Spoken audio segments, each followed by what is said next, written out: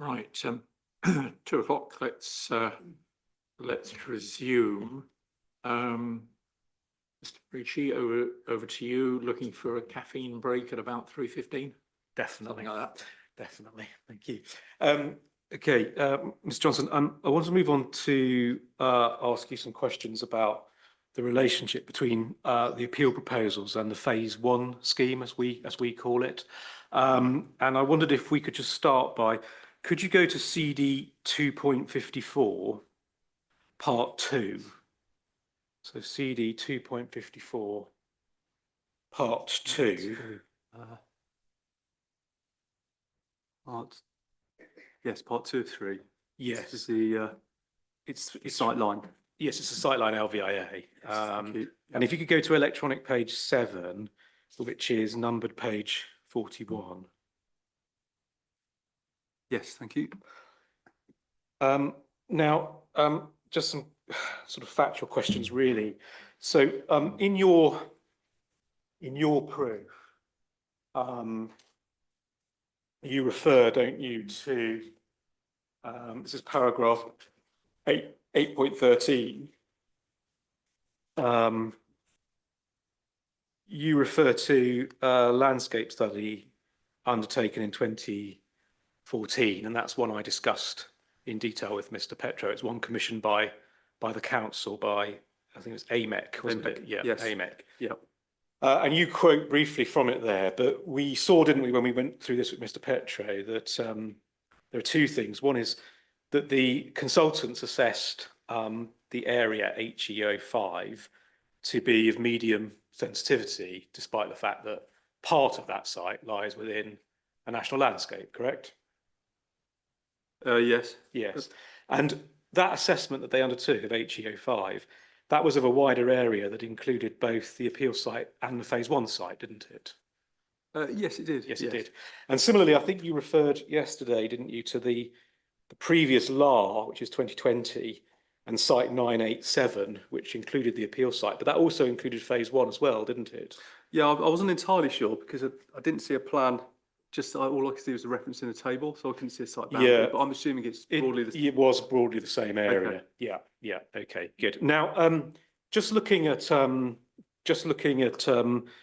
page 41, electronic page 7 of CD 2.54. Yes. This is showing a position and aerial view, obviously before any construction began on phase one. Yes. Mm-hmm. Yes. And we can see that, I mean, phase one site, along with LCA 2, which is to the south of Scotland's Close, and then the northern part of the LCA 1 site, they are all fields, aren't they, that immediately adjoin the settlement of Hazelmere, first Yes. of all. Yeah. Yes. And secondly, the difference between them, we look at this, but the difference between them in policy terms is that LCA 1 and LCA 2 are within the national landscape, but phase one is not. It's in the AGLV, correct? Yes, in policy terms, that's a difference. Yes. So, I mean, whatever view one might take about whether those fields look very different, that is the position in policy terms, correct? Yes, that's correct. Yeah. Thank you. And I think you said in relation to phase one, I might be wrong about this, but I think I noted you saying that it was a development that had housing on two sides, by which I think you mean the housing in Scotland Close that sort of cuts down towards the appeal site, but then also the housing to the north. Is that correct? I'm not sure. Maybe you didn't say that. I think that's factually correct. I'm not sure if I said that, but I can see. Okay. Yes. All right. I'm not going to argue over that. Fine. And then, I mean, for example, if you look at the LCA 1 part of our site, Yes. that has housing on one side in Scotland Close, but then also north of it, past the vegetation that we can see, there is also more housing, isn't there, in Hazelmere, to the north of that site? Yes, there is. Yes, there is. Okay. Now, I wanted to look at, so just keep that plan in mind, but I want you to go to. So just. Go on. Yeah, go on. Just to clarify on that point. Yeah.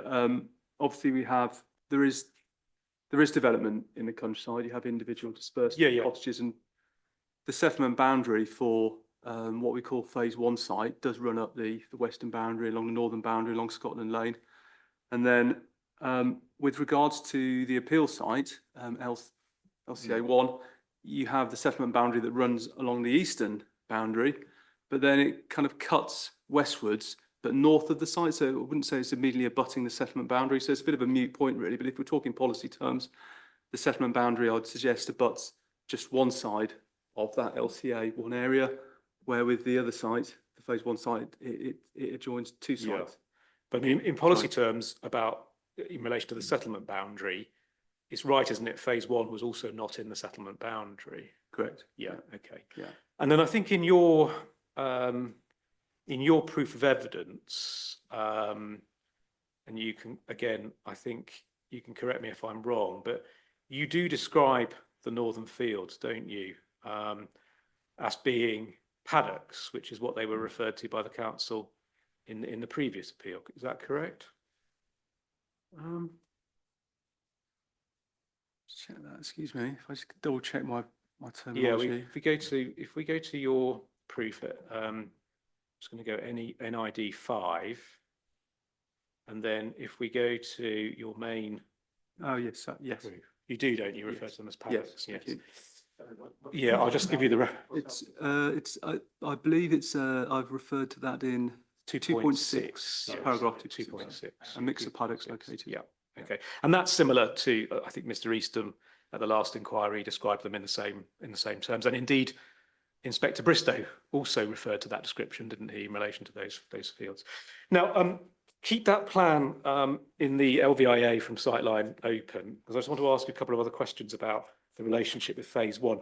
To do that, we are going to have to look at a couple of other documents. I want you to look, first of all, please, at the local plan part 1. So that's CD 6.1. So CD 6.1. Thank you. Yes, have that, yeah. And in CD 6.1, could you please go to electronic page 64? Oh, yeah. Thank you. Now you should have that should be numbered page 127, and in the corner you should have policy RE3. Yeah, I have to move my screen around to get to it, but Yes. yeah. Now, the reason I go to this is that in your evidence in chief yesterday, you said that you considered the policy context as between phase 1 and our scheme to be completely different. Do you remember you said that? Yes, I did, yes. Yes, you did. Now, if we just look at policy RE3,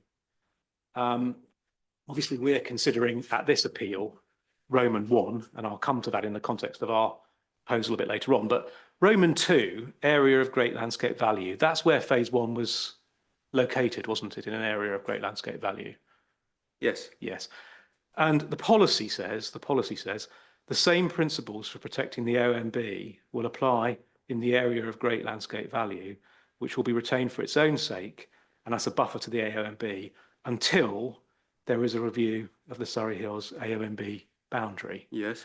So just pausing there, the council's own policy is to treat land within an AGLV as having the same principles applying to it as for AONB up until such time as the Surrey Hills AONB boundary review is completed, which it hasn't been yet, has it?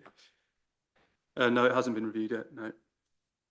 So when you say the policy context is completely different, I mean, in fact, policy RE32 is telling you to apply the same principles as you apply to the AONB to the AGLV, yes? Well, no, I disagree with that. And I think the reason for that is that in criteria 1, and I'll take your point, but I think in terms of the wording used in criteria 1, it refers to including the application of national planning policies.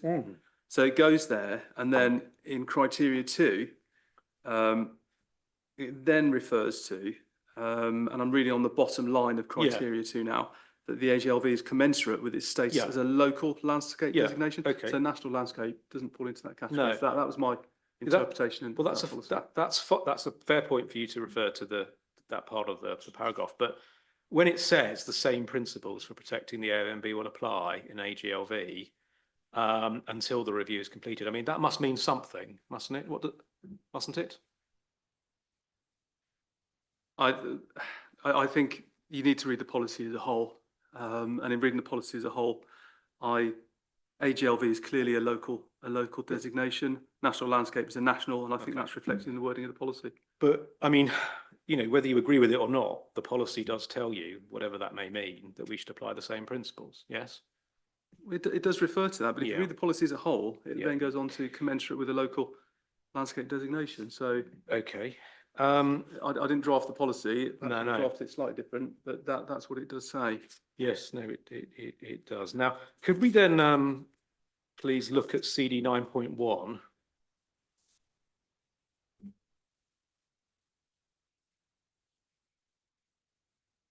Yes. So this is the appeal decision on phase one. Yes. What I was going to ask you to do in relation to that was, there's a couple of paragraphs that I just want to draw your attention to, if I could. So electronic page 5, please. Paragraphs 27 and 28.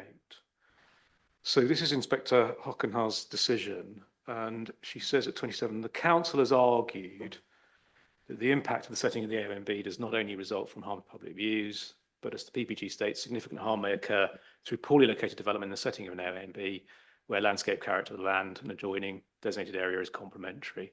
I acknowledge that the appeal site falls within the same LCA as the adjoining AONB, the wooded green sand hills. Now that's the Surrey County Council LCA, isn't it?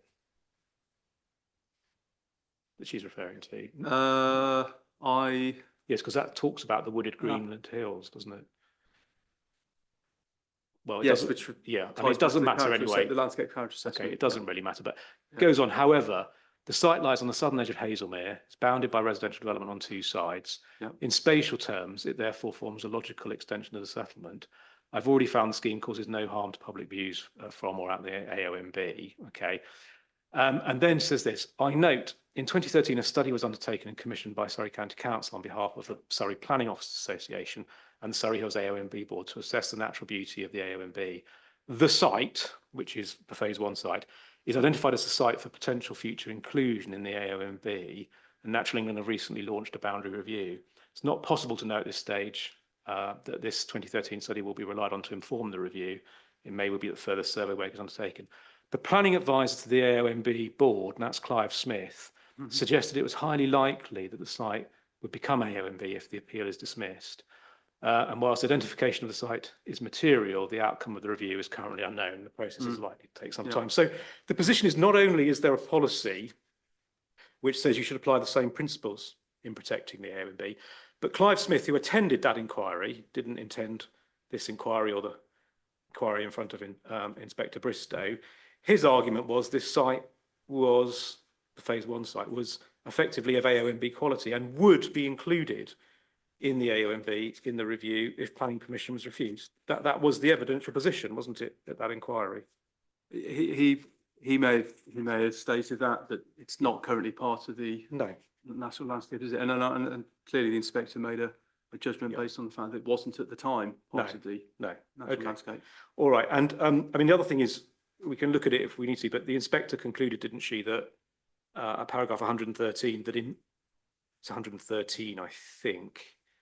But in terms of the sustainability of the location, i.e., is this a location that's sustainable in terms of travel? She concluded that it was a sustainable location, didn't she? Yes, she did, yes. And as you explained to me earlier when we had some exchanges on that, that position is agreed between us, isn't it, in the statement of common ground in relation to the appeal site, yes? Yes. And I mean, just for the inspector's reference, it's NID, I think 4.11, and it's paragraphs 2.1, 2.5, 2.8 and 2.9. And it concludes, doesn't it, that the site is, on any view, a sustainable location in terms of access to local services, transport, etc. Correct? Yes, that's correct. Yeah. Thank you. Now, I want to turn to, we just referred to what the position of Clive Smith, who's the AONB planning policy advisor. The position about the statutory consultees who've objected. So we have objections, don't we, from Mr. Smith, who's the AONB planning advisor, yes? Yes, that's right. Former head of planning at Mole Valley. And the chair of the board as well, yes? Yeah, Of the yes, AA, that's right, yeah. Catherine Atkinson. Catherine Atkinson, who you refer to. And then obviously there is, as we agreed earlier, there's a Natural England objection, isn't there, on National Landscape Impact Grant, not on SANG now in any way, but or ecology, but on national landscape, yes? Now, as I understand your position, as stated in your evidence in chief, you're inviting the inspector to give, aren't you, significant weight to the objections of both, is this right, both the AONB unit and Natural England? Yeah, yes. Yes. Yes. Okay. Now, neither Natural England nor the AONB unit have appeared at this inquiry to answer questions, have they? No, I believe it's the intention of Mr. Smith, but for whatever reason, he was unable to attend. Yes, similar to the last inquiry. Now, on that basis, I've not been able to ask them questions or test their objections. On that basis, less weight should be attached to those objections for that reason. I'm not sure I'd agree with that. Oh, really? You sure about that? So if you didn't turn up today, we'd give your evidence the same weight would be as if you had turned up. Is that right? Well, I'm not sure. I'm not sure I really want to answer this question in terms of weighting of a third party's comments, whether they appear or not. Well, I think certainly you need to give significant weight because it's a statutory consultee response on an application. well, first of all, it's generally the position, is it not? And I think this is quite straightforward, that more weight is attached to evidence that is subject to cross-examination than evidence that's not, correct? Perhaps I'll leave that to the inspector to draw a judgment on that. And Mr. Collins refers to and attaches a note that goes through this issue about what weight should be given to the views of statutory consultees. Is that a matter of law so far as you're concerned, rather than a matter of planning that you shouldn't be dealing with? Or have you not considered his note? I have seen the note, but I'm not saying I agree with it. But, no, but you think it's a matter of law, do you? Because there's legal submissions in there, isn't there, in that note?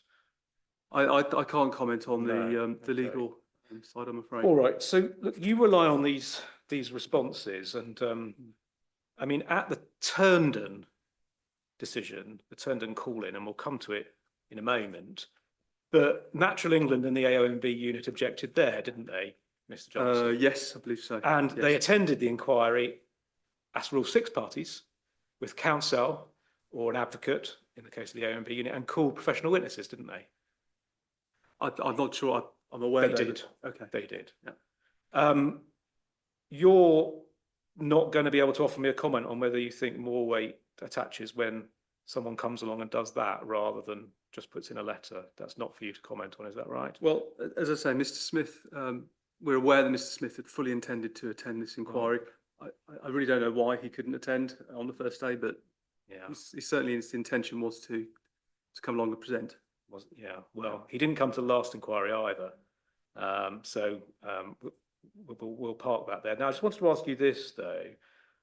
If we're going to give weight to his view, he set out, didn't he, in his response, that if this scheme was granted permission, it would be the largest ever scheme granted in the national landscape. And I mean, just as an example, that's plain factually wrong, isn't it? Because Sturt Farm was for 132 units, and that's bigger than the 111 proposed here. And Mr. Smith objected to that scheme, didn't he?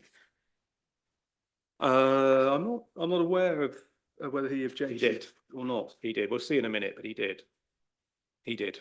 Okay. So he's just plain wrong about that, isn't he? It would not be the largest scheme that ever been permitted in the national landscape. There's a scheme that he was involved in and commented on, which is larger. So that's just plain factually wrong, correct? Yes? I really don't know. I mean, you don't know? He's drawn a judgment in terms of whether it's not a judgment. Or not. It's not a judgment. It's a factual question.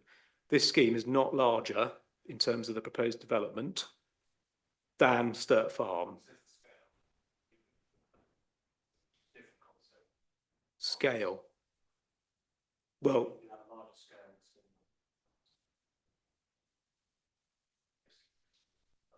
so we don't know whether he's talking about I mean, Mr. Smith might, for example, he's made a few mistakes, which I'll come to, but he might, for example, be misunderstanding where the housing is to go on our scheme, if that's the case. Because, I mean, do you know what the comparison is in area, built area between Sturt Farm and our scheme? No, I don't. So, I mean, I haven't had the chance to ask any of those questions, obviously, of Mr. Smith, but he also raises, doesn't he, and you quote this in your proof, he raises issues about impact on dark skies. And that's no part of the council's case, is it? Mr. Petro explicitly, when I asked him, rejected any case in relation to that. Yes? I'm aware that it was referenced by Mr. Smith, but it's not part. Not part of the case. No. And then, similarly, I think in 9.45, when you quote from Mr. Smith again in your paragraph 9.45 of your proof, that's from his comments on an earlier iteration of the scheme, isn't it? Not the current scheme, because he refers to, doesn't he, in the quotation, the 2 dwellings at the entrance, which was a scheme before it was amended, correct? Yes, that's correct. Yes. So you're relying on his views on an earlier iteration of the scheme since amended. Now, in relation to the chair of the unit, your proof 9.34, yes, you say a further comment was made on the 30th of November by Catherine Atkinson, which I understand to be the first submitted to an appeal inspector since accepting the position as chair of the Surrey Hills National Landscape Board in December 2022. Now, I just want to understand the position. You may not be able to help me with this at all, but do you know how many appeals there have been in relation to major development in the national landscape since Catherine Atkinson was appointed? No, I'm afraid I don't. No, you don't. Okay, thank you. And then could we just look at, you quote from her conclusions, and over on page 31 of your proof, you say, you're setting out her views, not your views, but setting out her views. She says at the end of her quotation, in the circumstances of this case, so granting permission, would set a principle that would dent the great public value attached to protecting our most precious and much loved landscapes. And then this, it may very well undermine any confidence in the British planning system. Now, you've quoted that passage. The NPPF, and we'll come to this in 1 second, but it specifically does allow the granting of major development in an AONB, national landscape, if there are exceptional circumstances, yes? Yes. So if the inspector were to conclude that there were exceptional circumstances, and I know you don't agree that there are, but if he did, that would not, would it, undermine confidence in the British planning system? And that's hyperbole, isn't it? It's hyperbole of the highest level. Well, I think Catherine Atkinson is referring to in the circumstances of this case. Yeah. So she's obviously given consideration to the circumstances, and then she's followed on with that statement after her own assessment. So but are you adopting that hyperbole? I'm just merely quoting. Okay, fine. What's been said. Fine. Because I mean, the Secretary of State at Turndon and the inspector at Turndon recommended that planning permission be granted in a national landscape on the basis of exceptional circumstances. That doesn't, does it, undermine the confidence in the British planning system? It doesn't, but of course you've got sites on merits again. Yeah, and okay. Turndon, obviously, there's as we've mentioned, it's an emerging allocation. It's very different to the circumstances we have here. Well, it's not very different, and I'll explore this with you, but let me just take this one on now. Yes, the Secretary of State in his decision in November 24 referred to the fact that there was a draft allocation that was at a very advanced stage of the examination process, correct? Yes, that's correct, yes. But the inspector in that case, so a colleague of our inspector, he recommended, didn't he, back in 2022, that there be planning permission granted because there were exceptional circumstances. And did you know that actually the plan was only submitted for examination at the end of the inquiry? So it hadn't got any traction, it hadn't gone anywhere, but the inspector still thought that the exceptional circumstances test was met, yes?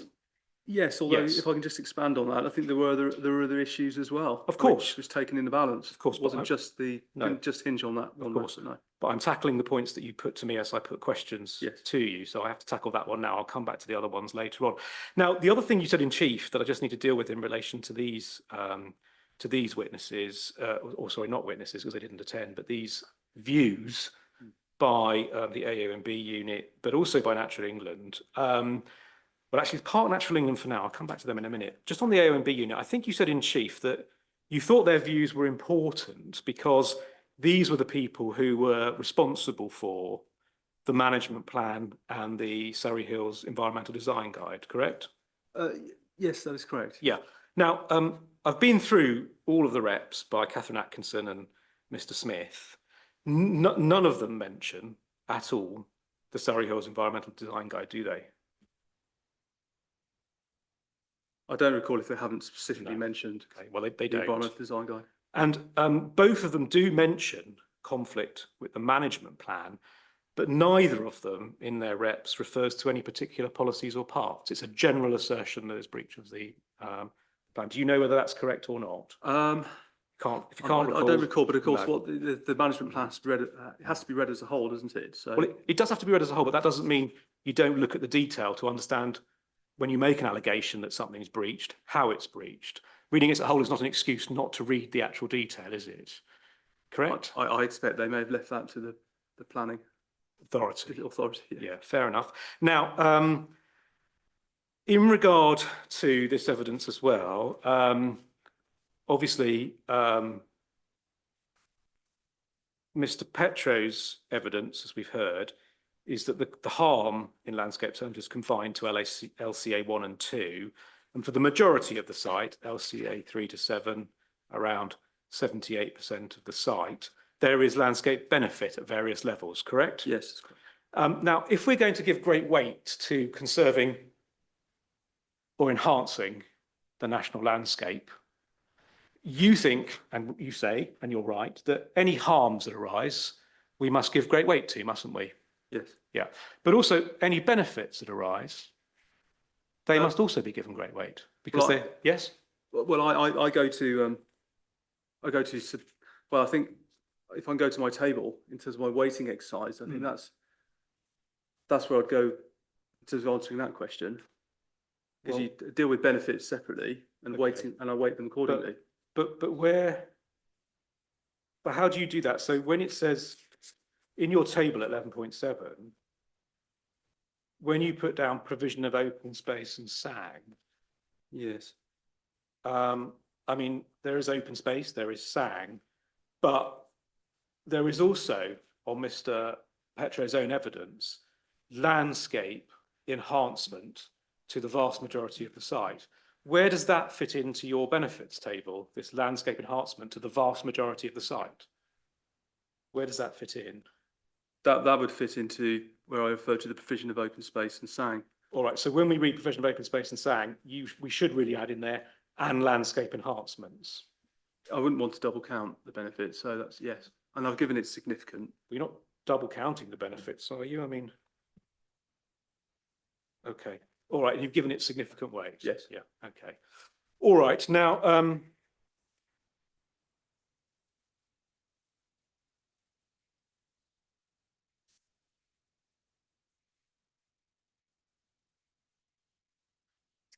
you accept, I assume, that notwithstanding the fact that we must give great weight to any harm to a national landscape, and notwithstanding the new Section 85 of LURA, as amended, if the exceptional circumstances test is satisfied, planning permission may be granted, correct? Yes. Yeah.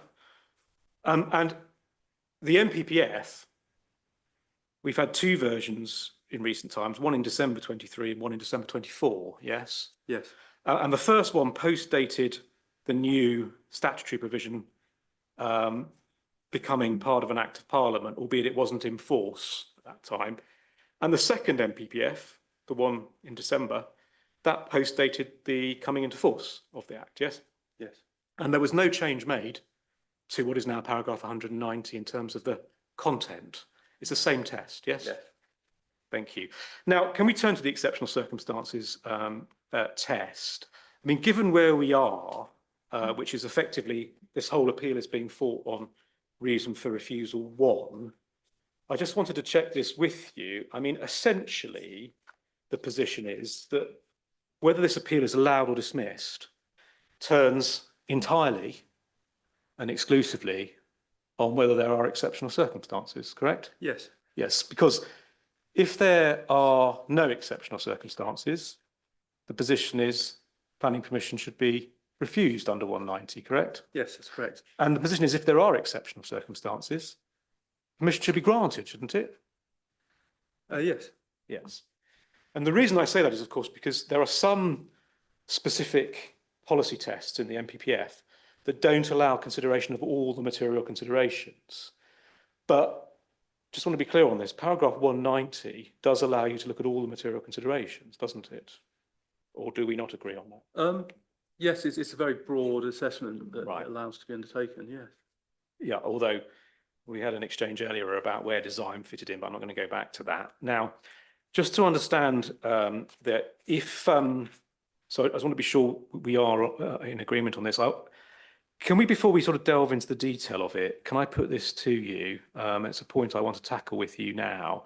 I assume you accept that an acute need for housing and affordable housing could in principle amount to exceptional circumstances for the purposes of paragraph 190 of the NPPF, in principle. Well, I wouldn't go as far to say that you would conclude there are exceptional circumstances just because there's a housing land supply shortfall. So I think that's part of the consideration. Right. Okay. So let's just kind of narrow that down. You would accept then, at the very least, that housing need can be a part of an exceptional circumstances case and an important part of an exceptional circumstances case. Yes, and Yes. that really ties into doesn't it? The need. Yeah. Yeah. So, but are you saying that? So just to be clear, I mean, there comes a point where, where a need is so acute that the mere existence of that need and the requirement to meet that need, could that not on of its own amount to exceptional circumstances? No, I think so? Well, what we're talking about here is a weighting exercise, isn't it? We're saying yes, okay, it's part of the considerations, and as I've shown in my weighting table, I've weighted that accordingly. Okay. All right. Now, if the inspector concludes that there are exceptional circumstances, so that that relevant test in paragraph 190 is met, would you also agree that the scheme would be compliant with the NPPF as a whole? Because that is clearly the most important policy in determining this scheme, isn't it? So would you agree that if we are compliant with 190, we would be compliant with the NPPF as a whole? I think if you're compliant with 190, you're having regard to obviously paragraph 11 and footnote 7. Yeah. So without compliance with 190, you're not engaging the tilted balance. Yeah. You've got a problem with footnote 7. So if you are engaging, if you are conforming with 190, then yes, then I think because the presumption then re-engages. The presumption applies, yes, tilted balance. Yeah. So effectively, in reality, whether the permission is granted or refused turns on this, but effectively whether we are compliant with the National Planning Policy Framework as a whole really turns on that paragraph too, doesn't it? You need to say yes. Yes. Yes. Okay. And then similarly, I mean, one of the key policies that you rely on in the development plan against the scheme is policy RE3, yes? Yes. Which we looked at a moment ago. Policy RE3 Part 1 refers, doesn't it, in relation to the AONB, to compliance with national policy on AONBs, yes? Yes, that's right, yes. Yes, So, consistent with the framework. Yeah. Yeah. So, I mean, if we meet the exceptional circumstances test in the framework, we would also comply with policy RE31, wouldn't we? Yes. Yes. Yes. And in that situation where you lose policy RE3 because there are exceptional circumstances, I know you don't accept there are, take that as read. But in that situation, would there not also be compliance with the development plan as a whole? No, because there are other policies which are referenced in the reasons for refusal. So just to be clear, if we go back to your proof, please, to the reasons for refusal. you set out reason for refusal 1 on page 6. I mean, I will come to the detail of all of this, but the policies that you've got remaining, SP2, that's a spatial strategy policy, which we'll come to. RE1 is a general countryside policy. And then you've got DM11 and DM15. So you've got some policies on trees. And I mean, you're really saying that if we meet the exceptional circumstances test, we comply with RE3, you would hold those other policies that remain could potentially be strong enough to justify a refusal. Really? Well, Just check. Well, they're policies that are referred to in the reasons for Well, I know refusal. they are, but it doesn't mean that without RE3, they would mean there was non-compliance with the development plan as a whole, would they? I'm just asking, I mean, I'll come to the detail of it, but are you saying that there's, you know, if we complied with RE3, that you really would say that at that point we're still potentially not complying with the plan as a whole? Well, you need to take the plan as a whole, don't you? And I'm including within that the neighbourhood plan as well, the Maid neighbourhood plan as well. Well, I'll come to the detail of it then. I'll have to come to the detail of it. That's fine. I hope there might be a shortcut through, but that's fine. Quite happy to deal with the detail. Now, approach to the MPPF paragraphs 189 and 190. Those paragraphs have changed their numbers many times through the history of the MPPF. But the position is, and I mean, you may not know, but the position is that the content of what's paragraph 190, the major development test, that's not changed at all throughout the history of the MPPF. Paragraph 189, which is the Great Weight one, has changed in one regard, I think, and I'll come to what that regard is in a moment. But we're agreed, aren't we, that really when we look at past appeal decisions, the major development test is unchanged. Yes? In terms of para 189? No, in terms of 190, that paragraph 190 test is unchanged. My knowledge of 190 is that the wording in the 2023 version of the MPPF didn't change, only the paragraph number. No, but it didn't change you can go back to 23, 21, 2019, 2012. The numbers change on that paragraph 190, but the content doesn't change at all. Okay. I mean, do you know? I don't recall. Well, it's important because we're going to look at previous appeals that have looked at, and case law that have actually looked at the previous version. So I just want to know if you think it's changed, I'd like to know now so we can explore it. But if you don't know, you don't know. I haven't read those versions in a while. Thank you. Now, in relation to 189, broadly, it's the same, but there has been at least one textual change, and I'll look at that with you in a moment.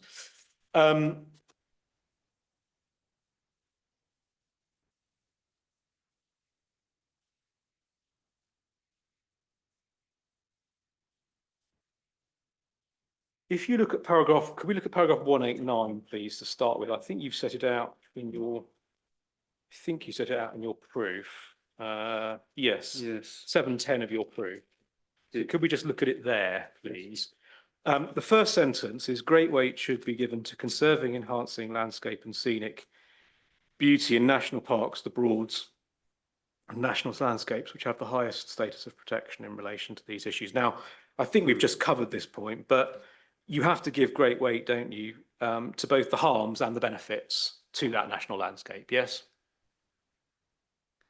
I think, isn't this going back to the weighting exercise again, which I've set out quite clearly in my table? Yeah, you have, but as a matter of principle, we're agreed, aren't we, that you have to give great weight both to things that harm the national landscape, but also great weight to things that benefit the landscape. As a point of principle, that's what you have to do. Well, I think the way paragraph 189 is written is that it refers to great weight given to conserving and enhancing landscapes, scenic beauty of the national parks. Yeah. So we're talking about something slightly different here, are we not? Well, we're not really, because if you harm the national landscape, you wouldn't be conserving and enhancing it, would you? Correct? No, you would not. And if you benefit the landscape and improve the landscape, you would be conserving or enhancing, wouldn't you? I think yes, you would be, wouldn't you? I think you have to look at it on its merits in terms of how. So yes, certainly there's a benefit. If you're enhancing, there is a benefit, but you have to weigh that accordingly. Right, so but that's fine. You're applying great weight, and Yeah. It's like a blank, you're trying to apply a blanket weighting here, aren't you, to harm and benefit? And I don't think you can quite do that because it's No, but obviously dependent on the nature of the benefit and the nature of the harm, isn't it? No, you have to give great weight to the object of conserving and enhancing the landscape. Yes. If you harm it, then the harm must be given great weight, right? Yes? Well, I've given it substantial. Yeah, that's not the question I asked you. The question is, if you harm it, if you harm a national landscape, you don't conserve or enhance it, you give that great weight, correct? Okay. Yes? Yeah, well, yes. Yes. That's So the similarly, point. if Yeah. I do something to enhance the landscape, then that must also be given great weight because that's what it's telling you to do, isn't it? I think that really, I have to say, I think that really is a matter for the decision maker in terms of the nature of the benefit. Everything's a matter for the decision maker, but I'm asking for your view as a planning professional, and it's really quite a straightforward question. If I'm enhancing the landscape and scenic beauty by my proposal, that is something that I must, according to this sentence, give great weight to, correct? It does refer to, yes, Yes. that's as it's written. Good. Yeah. Okay. Now, the next sentence, the conservation and enhancement of wildlife and cultural heritage are also important considerations in these areas and should be given great weight in national parks and the Broads. So just to understand this, what the sentence is telling us, the conservation and enhancement of wildlife and cultural heritage are important considerations in these areas. Now, that means all of the landscape areas, doesn't it? National landscapes, national parks and the Broads, but you give a higher weight, great weight, if it's the national parks or the Broads, correct? Yes. So do you agree with me then that anything that enhances wildlife or cultural heritage in a national landscape is something that should be given weight? Yes? I think if you, well, Yes. again, I said, well, I think you have to be a little bit careful here because you have to weight it accordingly. Because you could provide a benefit which is very, very small, very minor, a bat box, a bird box, or you could provide something fantastic, like 90% biodiversity net gain. So there's a weighting exercise here, isn't there? Yes, but it doesn't really deal with my question. So look, it's very simple language. The conservation and enhancement of wildlife and cultural heritage are also important considerations.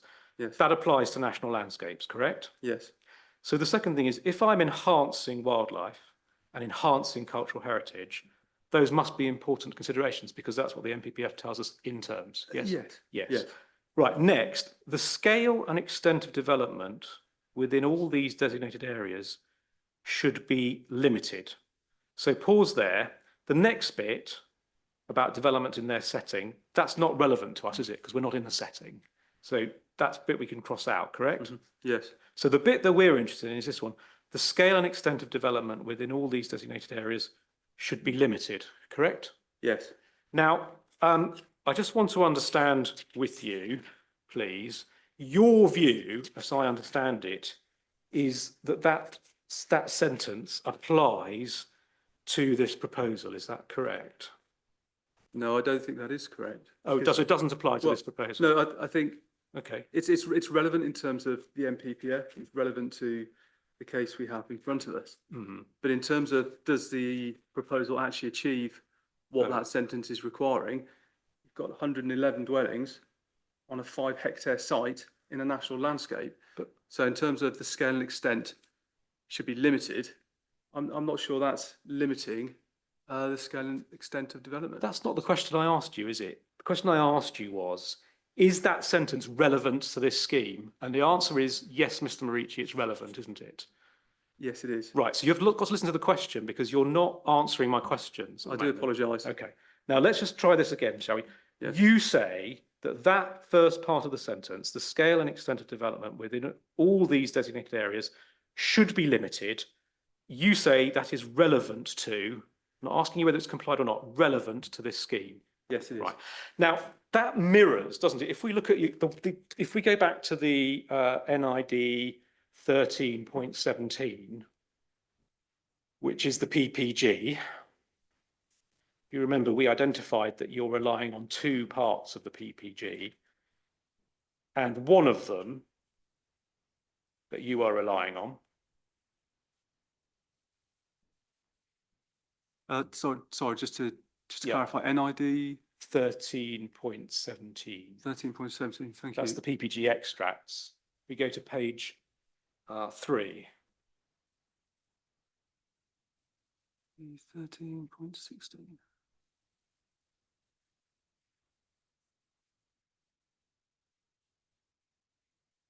NID 13.16. 17. Sorry, 17. Yes, sorry, found that. And if you go to electronic page 3, Yes, thank you. remember this is one of the paragraphs that you rely on. Yes, And it says the National Planning Policy Framework makes clear that the scale and extent of development in these areas should be limited. Yes? yes, Now that must be, mustn't it, referring to the sentence that we have just looked at in paragraph 189 of the NPPF, which says the scale and extent of development within all these designated areas should be limited, correct? yes, I'd agree with That's that. direct cross-reference, isn't it? Yes. Yeah. Now, I just want to understand your view. You take the view that that paragraph is relevant to this appeal. I'm not talking about compliance, but we're talking about relevance of that. Now, I just want to understand whether that's correct with you. So what we need to do is, can we please go to CD 10.5? 10.5.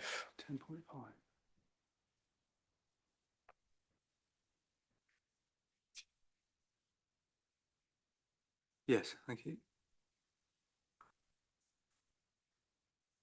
Now, this is I don't know whether you have any awareness of this case, adverse, but if you don't, I'll show you the bit that's relevant to the discussion that we've just had. So could you go to page 10, please? Yes. Thank you.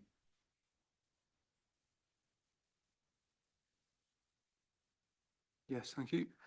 Now, 32, under ground 2, failure to take account of amendment to the NPPF. The focus of this ground of challenge is the difference between paragraphs 115 and 116 of the NPPF 2012 and 172 of the NPPF 2019. Now, the latter paragraph combines the content of 2 earlier paragraphs with the addition of a new sentence. And then you'll see the new words are underlined. And do you see what the new words are? The scale and Yes. extent of development within these should be limited. So those are the words we've been discussing, yes? Yes. So they're new words that come in 2019. And then 33, you'll see the judge says there's no dispute that the Verse Farm development's major development. As such, it follows it could only proceed consistent with the policy set out in the NPPF if there were exceptional circumstances. And then it refers to criteria A to C, which are the same as the ones we've got now. And what is now, it says now paragraph 172. It's now, of course, paragraph 190. Yes. And then you'll see 34, adverse submits the new words place a further restriction on major development in the designated areas, that the scale and extent of any development must also be limited. You see that? Yes. Okay. And then if you go down to 35, I do not accept adverse's submission that the new words amount to any material change of policy relevant to the council's decision in the application for planning permission for the Verse Farm development. Paragraph 172, which is now 190, like its predecessor 116, treats major development as a discrete class of development. In footnote 55, it says that the decision maker must decide whether something is major development. We touched on that earlier. And it then says that explanation was not on the face of the NPPF 2012, but it's no more than a natural explanation of the application of what was then paragraph 116. Since major development was not a defined term that amounted to a major development, could only have been a matter for assessment by the decision maker. Even without the new words, it was clear from the NPPF that major development would be exceptional. Further, it's clear from paragraphs A to C, which set out mandatory considerations, that no permission should be given for major development, save to the extent the development was needed in the public interest, met a need that could be addressed elsewhere in some other way, and met that need in a way that, to the extent possible, mandated detrimental effect on the environment, the landscape, and recreational opportunities. These mandatory considerations of themselves embodied a principle of limited development. And then this. Reading paragraph 172, the NPPF as a whole, it's clear the new words are not directed to the class of major development. Rather, those words are directed to development outside this class and apply to such development the same limited principle of limited development that already applies to major development. So those words in the NPPF that we have discussed, that the scale and extent of development within all these designated areas should be limited, and which you refer to as being repeated in the PPG, doesn't apply to major development, does it? That's what the High Court has held. Doesn't apply. Well, I think the PPG, I think the PPG is quite clear that it doesn't differentiate between major or any other development in that regard. Well, I'm sorry, but we've agreed that that reference in the PPG is a direct cross-reference to what's in the NPPF. And the court has told us that that sentence is not applicable to major development.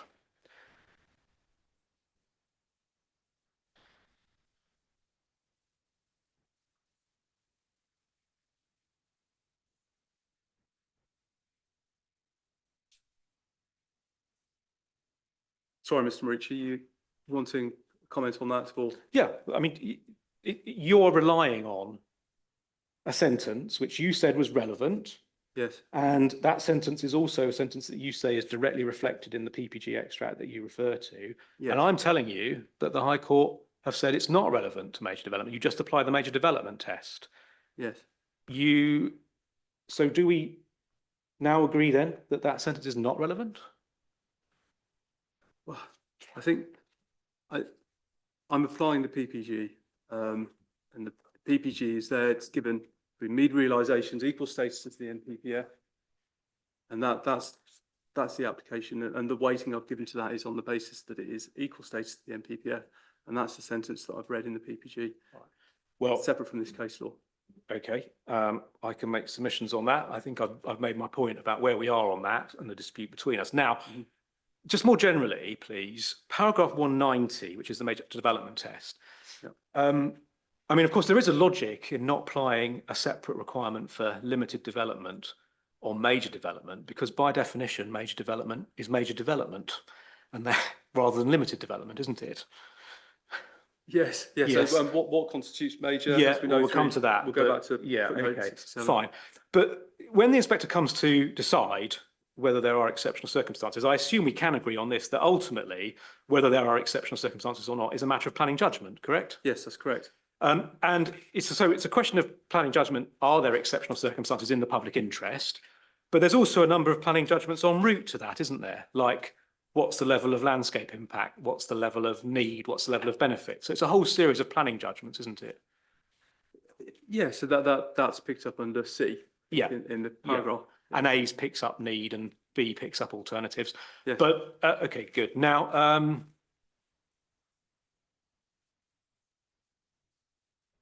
picks up that. Now, paragraph 190, as you've just pointed out, requires us, doesn't it, to have regard to those three mandatory things. So need and local economic impact, B, scope for developing outside, C, impact on landscape, etc., recreational impacts.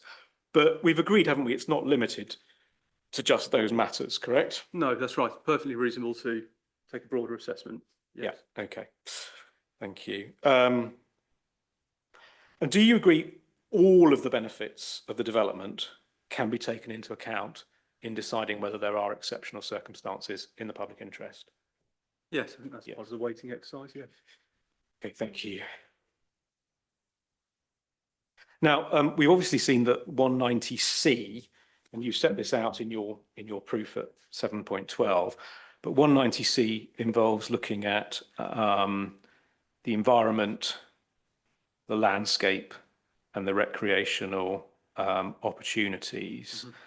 So just three things on that part of the test. I mean, first of all, the fact that there is some harm to landscape under C doesn't mean, does it, that you can't meet the exceptional circumstances test? Well, I think it's down to the weighting exercise, isn't it? But you're not, the fact that you find some harm to landscape or recreation or in other environmental matters, that doesn't preclude a decision maker taking the view that there are nonetheless exceptional circumstances. No, correct? no. 190's paragraph 190 is written. It doesn't preclude any No. other form of assessment being undertaken, does it? So No. Okay. And again, as we've discussed a number of times, second point we discussed a number of times, you are required, aren't you, to consider under here any detrimental effect on the environment, the landscape and recreational opportunities. But we're agreed, aren't we? Because we can consider any benefits. You can also consider benefits to the environment, the landscape and the recreational. Yes? Yes. Yes. Part of the weighting exercise. Yeah. Yes. And then one of the things that you are specifically directed to look at is recreational opportunities, correct? Yes, correct. So positive and negative, I assume. Yes. Yes. Okay, good. Well, we'll come back to that one. So can we then turn to paragraph A, the need for the development, including in terms of any national considerations and the impact of permitting it or refusing it upon the local economy. So there are obviously two elements to this, need and impact on the local economy. I want to focus on need first, and then I'll come to local economy later on. Before we just go any further, can we just look at the language, please, of 190A, which you set out in your proof at 7.12. It talks about the need for the development, including in terms of any national considerations. Yes. The national considerations here would include the NPPF. Yes. Yes. And what it would include what the NPPF says about the need for councils to maintain a 5-year housing land supply. And also the national landscape. Yeah, but it would include that MyBart too, yes? Yes, we're Yeah. not going to disagree on that. Yeah. Similarly, the new standard method is a national consideration, yes? Yes, it is. Yeah. And similarly, the more general drive of government that we've talked about, 1.5 million new homes, that would also be included in national considerations. Yes? Yes, it would. Yes. Yes, it would. Now, in relation to the NPPF, on the need side, it's correct, isn't it? Maybe we should just look at the NPPF again. So CD 8.1.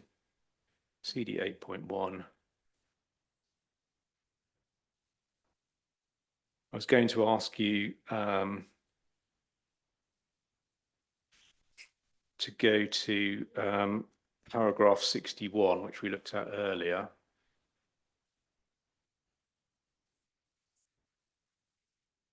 Yes.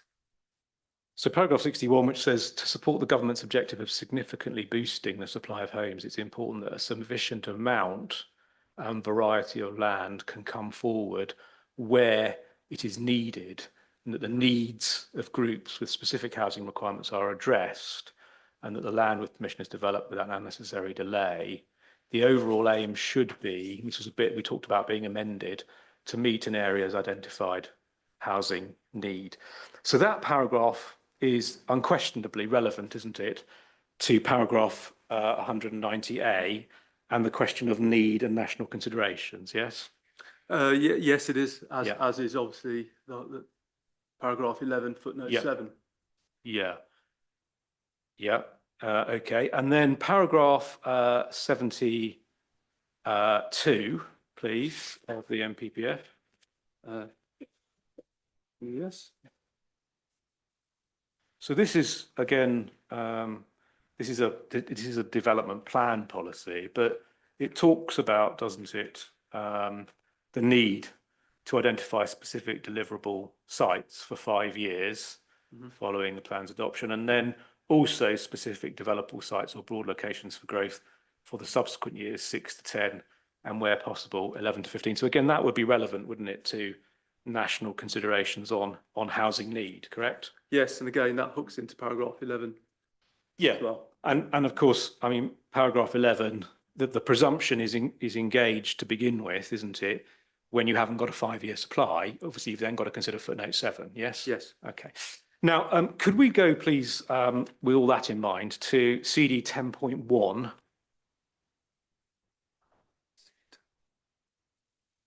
This is the Wealden case that you do refer to specifically, yes. don't you, in your proof at 7.11? Yes.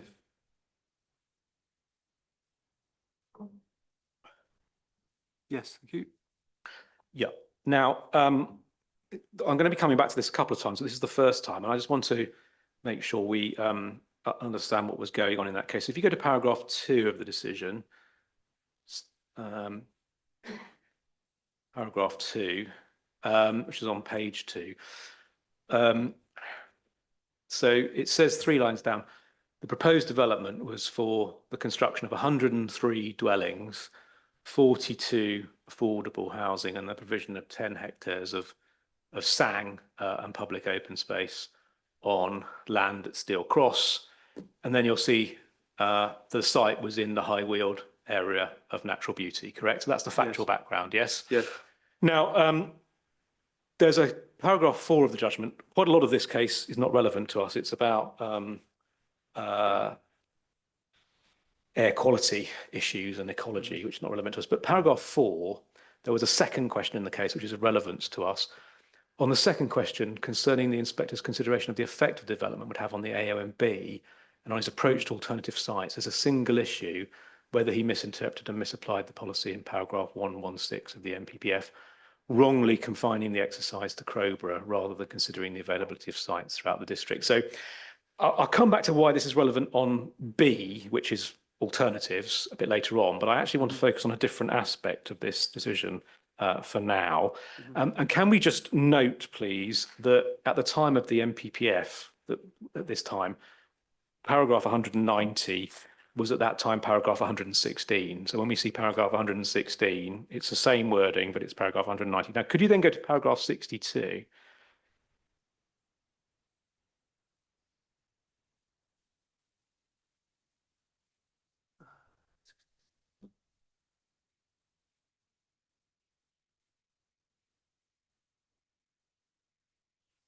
Paragraph 62, one must start with the words of the policy itself. The context here includes the familiar and important policies of the NPPF directed to the identification and meeting of housing needs. The policy in paragraph 116 of the NPPF is a policy for development control. It applies to developments of all kinds. Where the proposal in question is a proposal for housing development, it must be read together with the policies for housing need and supply in paragraphs 47 and 49 of the NPPF. Now, I won't do a test on remembering old numbers in the NPPF. 47 is basically the paragraph about boosting the supply of housing that we've just looked at.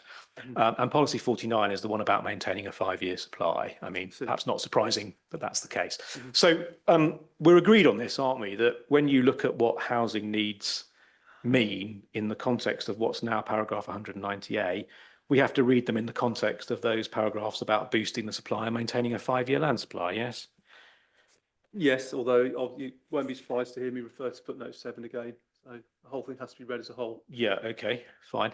And then if we go back to paragraph 54 of the judgment on page 14, just to make good my point, you'll see paragraph 154 refers to paragraph 116. You see that? And you'll see it's the same essentially as paragraph 190, isn't it? It's got the 3 factors. Yes. Yeah, yes. And you'll see the first one is the need for the development, including terms of any national considerations. And then you'll see 55, the inspector says, the inspector noted that some 60% of Wealden District is designated as AONB. And then about 5 lines down, the parties had agreed that this would be a major development. Later in the decision under the heading benefits, the inspector concluded the proposed development would provide housing towards the unmet, full, objectively assessed needs. The council had conceded there was a large need for affordable housing. The strategic plan had proposed housing provision in Crowborough, but the inspector had recommended against this, and the plan had been withdrawn. So the inspector is noting there, or the court is noting there, 2 things. One is the inspector had regard, didn't he, to how constrained the Wealden District was, correct? Yes. So there it was 60% designated AONB. I mean, we've got the figures here in Mr. Collins' proof, but I think it's 61% Greenbelt, and then either 77% National Landscape or AGLV. Yes. So if anything, even more constrained here than in Wealden. Yes. Yes. Yeah. And of course, that's ignoring the fact that we've got other constraints like the SPA. Yes. There are other constraints here too, aren't there? Yes. Yes, that's there correct. are. Yes. And obviously what the inspector said, and I just ask you to note this, is the inspector was asked under the benefits section taking into account that the housing would provide housing towards the unmet full objectively assessed needs. So that's what the inspector was considering the provision of housing against, correct? The full OAN. Yes. In that case, yes. Yes, in that case, yes. Yes, in that case. Good. Now, the inspector then, if you go to paragraph, we'll come back to paragraph 56 in a moment, but paragraph 57, please. The inspector then returned to housing need in the context of planning policy, said the core strategy had been found sound with a housing requirement well below that of the full OAN for the area, based on the constraints of the OMB and the Ashdown National Forest. There was still a demonstrable need for housing and affordable housing in the area, although there were sound reasons for the requirement to be constrained, including the AOMB and the Ashdown Forest. Neither of those constraints should apply here. Now, again, I mean, in terms of similarities, there was a constrained housing requirement applicable in that case, as there is here in the LPP1, correct? Yes. Yeah. And then if we go to paragraph 65 of the judgment, please.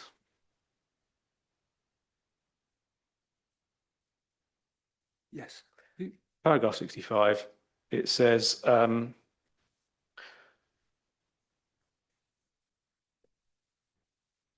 second line, nor is there now any challenge to his, that's the inspector's conclusions on housing need, that both in Crowborough and the district as a whole, there was a need for additional housing and affordable housing, an identified planning need which the proposed development would help to meet. Now, just pausing there, in relation to our circumstances, I mean, this council doesn't dispute here either, does it, that both in Hazelmere and in the borough as a whole, there is a need for additional housing and additional affordable housing, and that we would, if we were permitted, help meet that need, correct? Yes, that is correct, yes. Okay, thank you. Now, the inspector then found, didn't he, in this case, that the major development test was met in relation to the facts of this case, correct? Yes. Yeah. Now, I'll come back to what's said on alternatives in a moment, but could we look at some of the other cases that you referred to in your evidence in chief, the other examples of this? Could we look at CD 9.25, please, which is Sonning Common?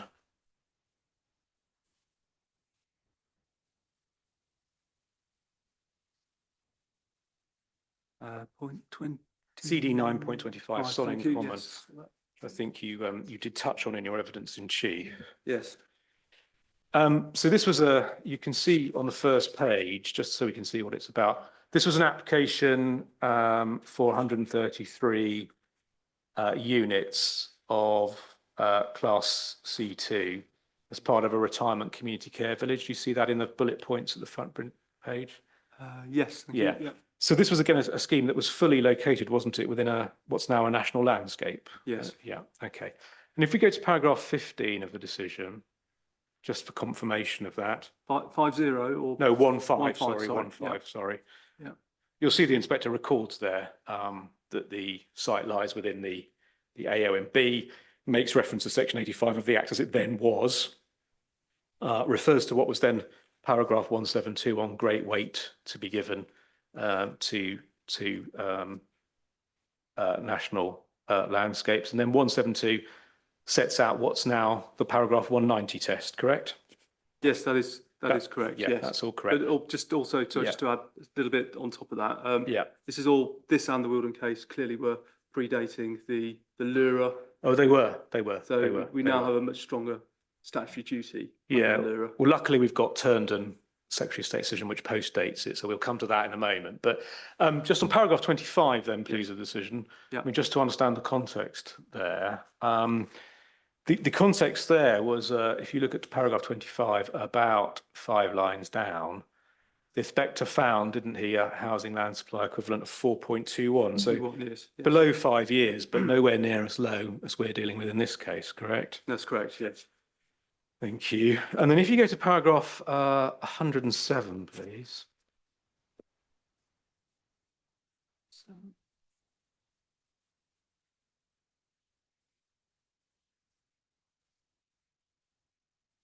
Yes. You'll see no dispute that it's major development, talks through that you have to consider those three things which are now in paragraph 190, but they're not an exhaustive list, refers to great weight having to be given to conserving and enhancing what were then AONBs. Yes. And then 10, if you then look at 108, I've discussed the need for development in detail under the first issue. The discussion is not repeated in detail here, but it's plainly relevant. There is an immediate unmet need for extra care market housing. This arises not from the ambitious target for extra care. The target for need suggests it's in fact very modest, goes through. Essentially, it's a finding, isn't it, that there is an immediate need for more C2 housing in that district. And there is an immediate need in our case, isn't there, for more housing, correct? Yes. Yeah. Correct, yes. And then if you go to 110, please. I'm in no doubt the development is needed to address the immediate shortfall in the 5-year housing land supply in the district, which is equivalent to some 4.21 years. I mean, similarly here, our scheme is needed, isn't it, in that sense, in order to plug an even bigger gap in the 5-year land supply. It would, if granted, contribute something towards plugging that gap, correct? It would, Yeah, but it would. Going back to earlier points made, we were talking about obviously the call for sites process, the local plan review process as a mechanism for bringing forward housing as well. Yeah, okay. And then we'll come to some of those points in a bit. And then 120, you'll see the inspector turns to look at the detrimental effects on the landscape and the environment. So as I've considered it above, I'm not going to repeat it. Suffices to say, I've concluded there would only be localized landscape visual effects on the AONB. These limited impacts would not cause material harm to landscape character, nor would they conflict with the aims of protecting its special qualities. I've concluded there would be localized landscape and visual effects on the AONB that could be moderated. Now, obviously, each case is different, and I fully accept that, but we are, aren't we, in our case, also talking about localized impacts, correct? Yes, we are. Yeah, yes. we are. And then 121, I'll come to a more general point about that in a moment, but 121, other benefits.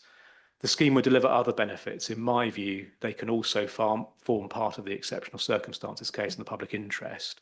And so just look at the example of what the inspector is saying. He's saying here, and we agree on this, don't we, Mr. Johnson, that you can look at all the other benefits, yes? Yes. And then if you look 5, 6 lines down, these include contributing to the overall supply of housing, creating new employment and economic investment, providing new facilities and additional revenues from council tax and new homes bonus, economic benefits that would arise. So those are sort of the kind of other benefits that were taken into account. And we can take into account all of those other benefits, can't we, under this exceptional circumstances test? We can, yes. Yeah. And obviously along with that, it's the So- weighting exercise as well. Yeah. Yes. So, I mean, what one gets, and I just want to understand, I don't want to get into the detail of all this again, but just to understand the general pattern, if you ask what led the inspector here to find there to be exceptional circumstances, can I suggest to you it was a combination of 3 things and see whether you agree with me or not?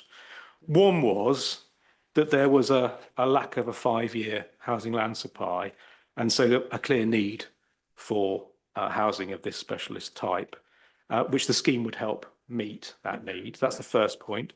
Yes. Secondly, that there would only be localized impacts in landscape and visual terms on the AONB. Yes. Yeah. And thirdly, that there were other benefits that fed into the mix. Yes. Yes, there were. Yes. Yeah. So that combination of 3 factors, housing need, that the impacts are only localized or limited in terms of landscape, and thirdly, a range of other benefits. Those things can amount to, can't they, exceptional circumstances? They need to be, they can, but I They can. think there's a distinction between, we have to be a little bit careful here because again, it's every site's on its merits, isn't it? And there is a distinction here between that site and the appeal site. Of course. And I think a lot of it came down to the landscape context. Yeah. So I don't believe the inspector considered that site was a representative of the characteristics of the AONB. Is So I think there a very different Yeah. context to what we have here. Is where there our site clearly is very representative Well- in a number of ways in terms of its character. let's just have a look at that, shall we? So 52, I think, is what you're referring to. Is that right? Mm.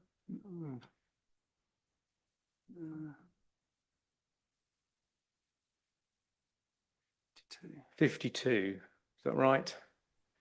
To that, excuse me, let's go to that.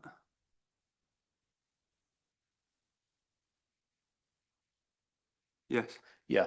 So, I mean, the question then for our inspector in this case is on the fields on which we're actually proposing development, LCA 1 and 2, in particular, the northern part of LCA 1 and LCA 2, the inspector's going to have to reach a view, isn't he, about how representative those are, those fields, of the special qualities of the AONB, yes?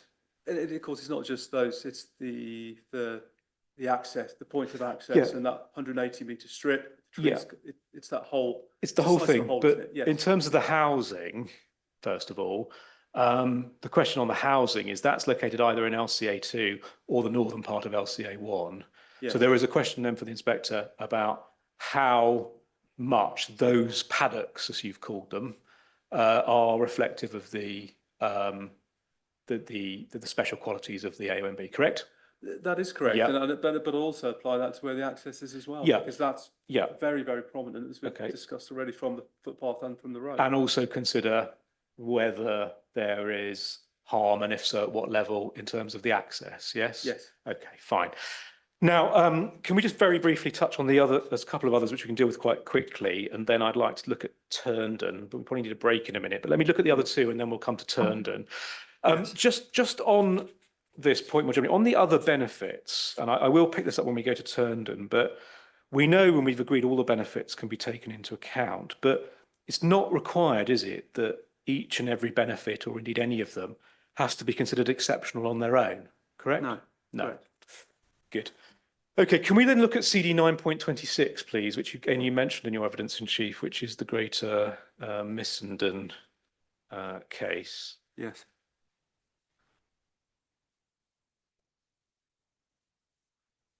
Now, this will shed some light on a discussion we had earlier also about the nature of major development. But just looking at that, if you look at the fourth bullet on the first page, this was for the demolition of some houses and garages and the provision of 34 residential dwellings. You see that?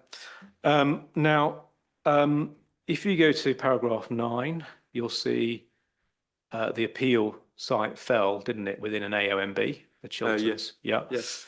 And then if you go to paragraph 16. 16, yes.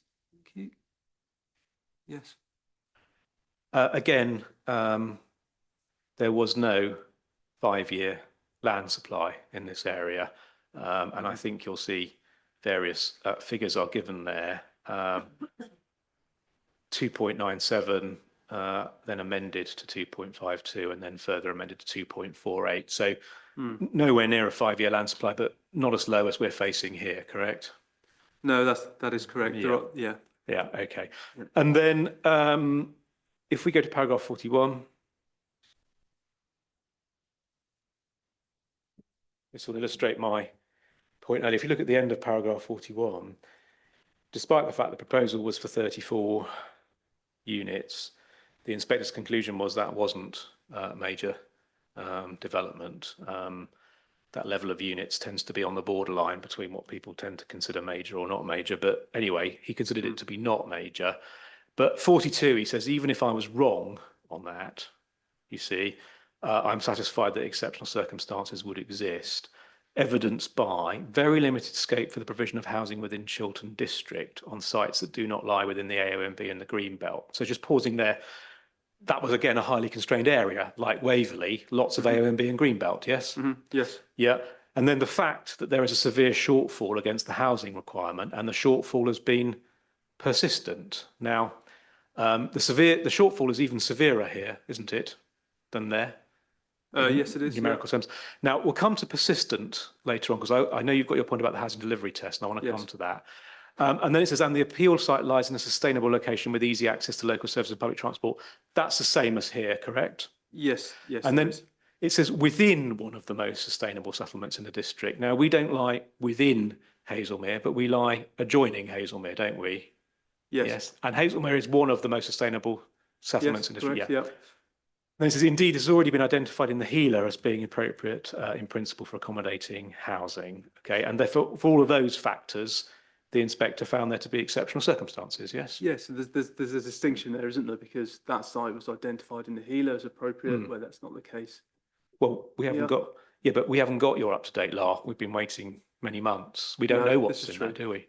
But there's also a distinction, of course, in terms of the landscape quality of that site as well. All right. In terms of the landscape quality Okay. of the site. And I think obviously national landscapes, that's what really drives a lot of this. So there's Yeah. a very clear distinction between the two sites in terms of landscape. Okay, but I mean, those factors that were relied on by the inspector to find exceptional circumstances in that case, the need, the fact that it's a constrained area, the fact it's a sustainable site, those are all factors that are in play here too, yes? They are in play, yes, but obviously what is also in play is obviously the characteristics of the site and how it contributes to the national landscape. Sure, of course. Of between the course. two sites. All right, and then the last one before we get to Turndon, can we go to CD 9.44, please? Which again, you mentioned in your evidence in chief. And this is land at Oakley. Yes. And you'll see in the final bullet point on the first page, that was a scheme for 250 residential dwellings and various open space, etc. And again, I think it's right, isn't it? This site was in an AONB, wasn't it? That's why we've referred to it, correct? Yes, this is the site you referred to yesterday, if you recall, was Yeah. the site was bounded on three sides by development. Yes. And on the fourth side by what's called an engineered landscape. So Yes. again, Yes, the I remember context is that. very different. Yes. Okay. Well, I mean, yes, of course. But let's look at the factors that went into the exceptional circumstances test here. So paragraph 19.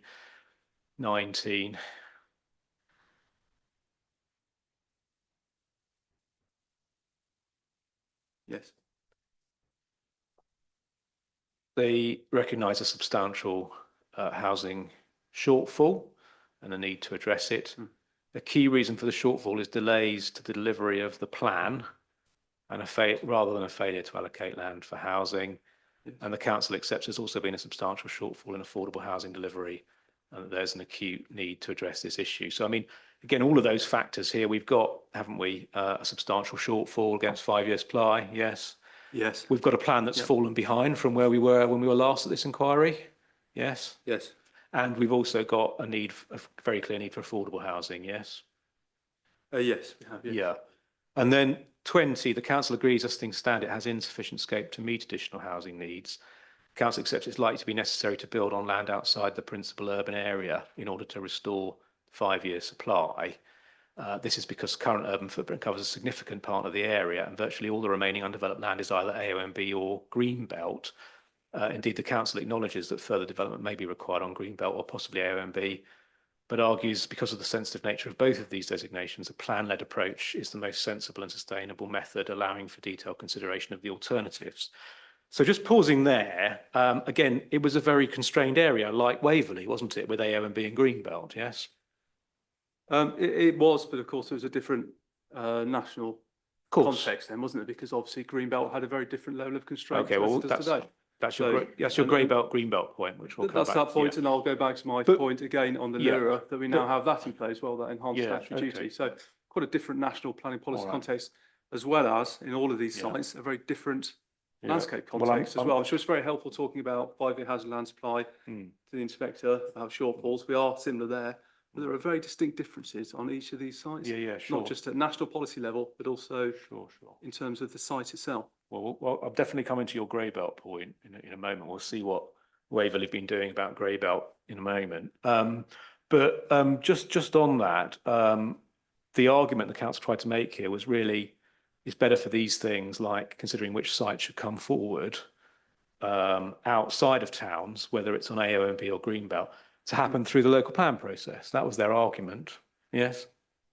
Yes, and that's the government's preference as well. Yeah. That's the right way for the mechanism. Yes. As in this case, Oakley, and in our case, there is a route to planning permission outside of that local plan process through paragraph 190, correct? Yes, there is. Yes, there is. Yes, and I think you also need to, again, I'm going to go out to the ministerial statement that the Secretary of State is very clear that local plans are not always going to be adopted in time. They are going to take time. That situation is going to change through Para 1, the MPPF. I think we'll be in a very different situation in years to come. We'll have many more local plans in place. Yeah. But in the meantime, the government are very clear. Brownfield sites and grey belt are the first places to go in terms of addressing that need. Well, okay, we'll see about that in a moment, i.e. how that plays out in Waverley. I mean, I'm going to come to the detail, but as Mr. Cosgrove said to you, since the NPPF came in December, every week we see multiple appeals and applications granted on grey belt land all around the country. How many applications on grey belt land have Waverley granted? I don't know. Is the answer zero? Right. Zero, isn't it? I think, I don't know. Yeah. I mean, Right. but of course, the timing we haven't had an awful lot of time to apply the NPPF. I mean, in terms of a single district. I'm only quoting Mr. Cosgrove, and he's absolutely right. Every week we see multiple decisions on grey belt land, but okay. Across the country, yes. Yeah, across the country. So could we just finish with this one, please? Paragraph 39. Yes. Despite your point about the fact that this had a context of existing residential development, the inspector did find, didn't he, adverse impacts on the AONB and the special qualities that define the scenic beauty from that development going forward, correct? See the first lines of 39? Yes. Yeah, yes. And found it would not conserve or enhance the beauty, and therefore it would conflict with various policies. And then if you go down to the bottom of that paragraph, last 4 or 5 lines, on the other hand, the adverse effects of the development will be seen within the context of the existing and recent residential development that now surrounds the site. So that's your point.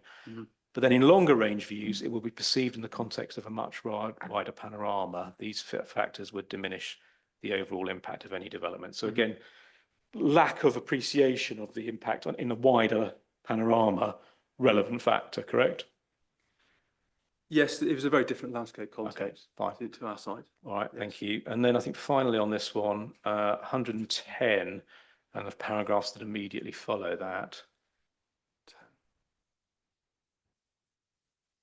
So 109, you'll see the inspector sets out the ABC factors, which are now paragraph 177 at that point of the NPPF, now 190. And you'll see it says, in terms of A, is what I'm really interested in at this point, the scheme would secure both market and affordable housing, for which there is a clear and urgent need in Cheltenham.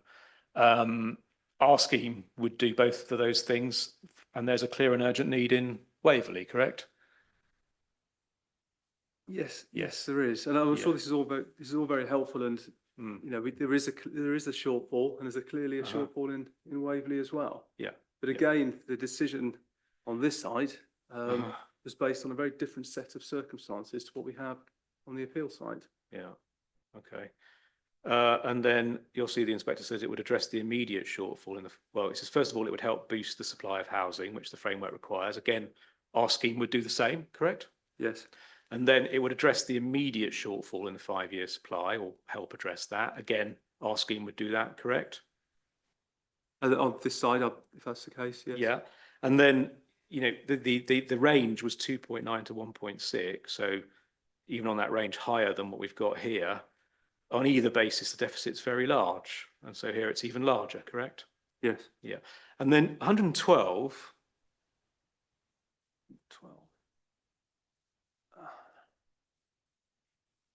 Excuse me.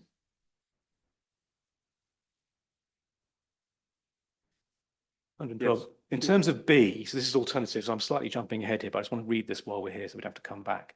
In considering the cost and scope for developing elsewhere, the district is severely constrained with the urban footprint covering a substantial part of its area and the AONB and Grey Belt comprising the remainder. Council has opted to progress a full rather than a partial review. The latest estimates for the adoption of the plan are 24-25, and this was in the context of a decision in 21, so looking at 3 or 4 years away for the plan to be in place. And the inspector then says, going on, the timetable's optimistic, controversial. A plan-led approach is certainly desirable, but in this instance, there seems little prospect of a timely plan-led remedy to address the urgent housing shortfall. I mean, there is no prospect here, is there, of a timely plan-led remedy to address the urgent shortfall, because at the earliest, on the council's view, there's going to be no plan to July 28, correct? That is the current time frame, the LDS, yes. Yeah, and then just 114, you'll see the inspector recognises that there is some harm under C, And then can I just ask you to go to 116? Yes. No definition of what constitutes exceptional circumstances is a danger of being judicially overanalyzed. Ultimately, a matter of judgment. Nothing in case law to suggest a very serious shortfall of market and affordable housing, as well as particular locational requirements, circumstances of a site, cannot amount to exceptional circumstances. And then he finds overall there to be exceptional circumstances. So the position is, and I think you would agree with this, that a very serious shortfall in housing combined with particular locational circumstances of a site can itself amount to exceptional circumstances, can do. Yes? Yes, and obviously the inspector drew a decision there which was based on the circumstances of that site in terms of where it sits in terms of existing development. And it was also, I'm sure, had mindful of the limited opportunities there are because of the amount of green belt and then OMB. But of course, we have a different situation in Waverley now. Yeah. Well, it's probably a convenient moment. I'll come to Turndon after the break. Okay. But I mean, can I just ask you, in terms of what we've learned from these decisions, housing need, especially a lack of a 5-year land supply, can be part of, and a very important part of, an exceptional circumstances public interest case, correct? Yes, it can be part of that, yes. Thank you. And one other thing that all of these inspectors have had regard to is whether the district or borough concerned is the subject of very serious major constraints in terms of other designations. That's been considered, yes? Yes. Yes. And then also a number of these decisions have considered the extent to which what's proposed is in a sustainable location in transport terms. That's been considered in a number of these, yes? Yes. And then fourthly, the lack of impact or relative lack of impact on the landscape and scenic beauty is also a relevant matter, correct? It is relevant, yes, and obviously that's unique to each site. Yeah, of course. And then you have to, fifthly, you have to consider all the other benefits of the scheme in the balance, yes? Okay, good. Well, we'll come back to Turndon after the break. Yep, okay, thanks very much. Let's come back at 1:45, please.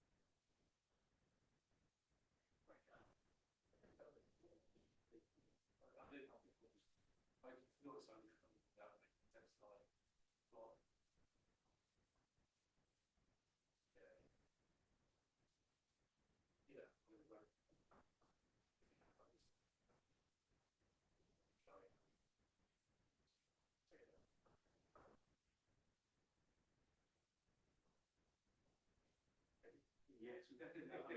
I'm still very.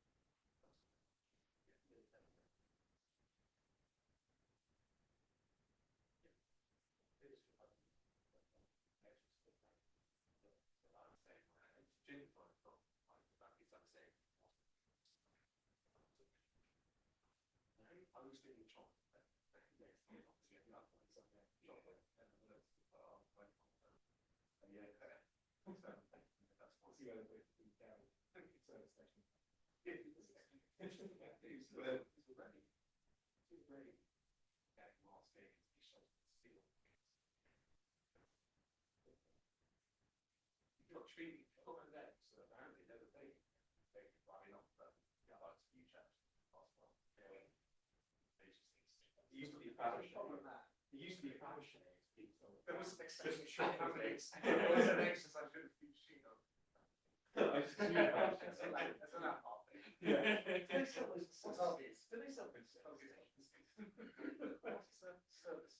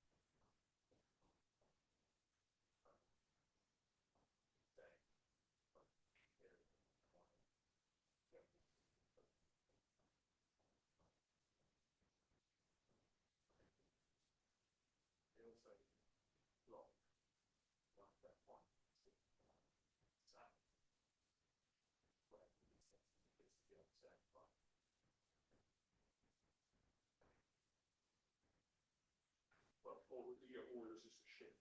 A shift. Or. So, yeah. We just need to. We can wait. Yeah.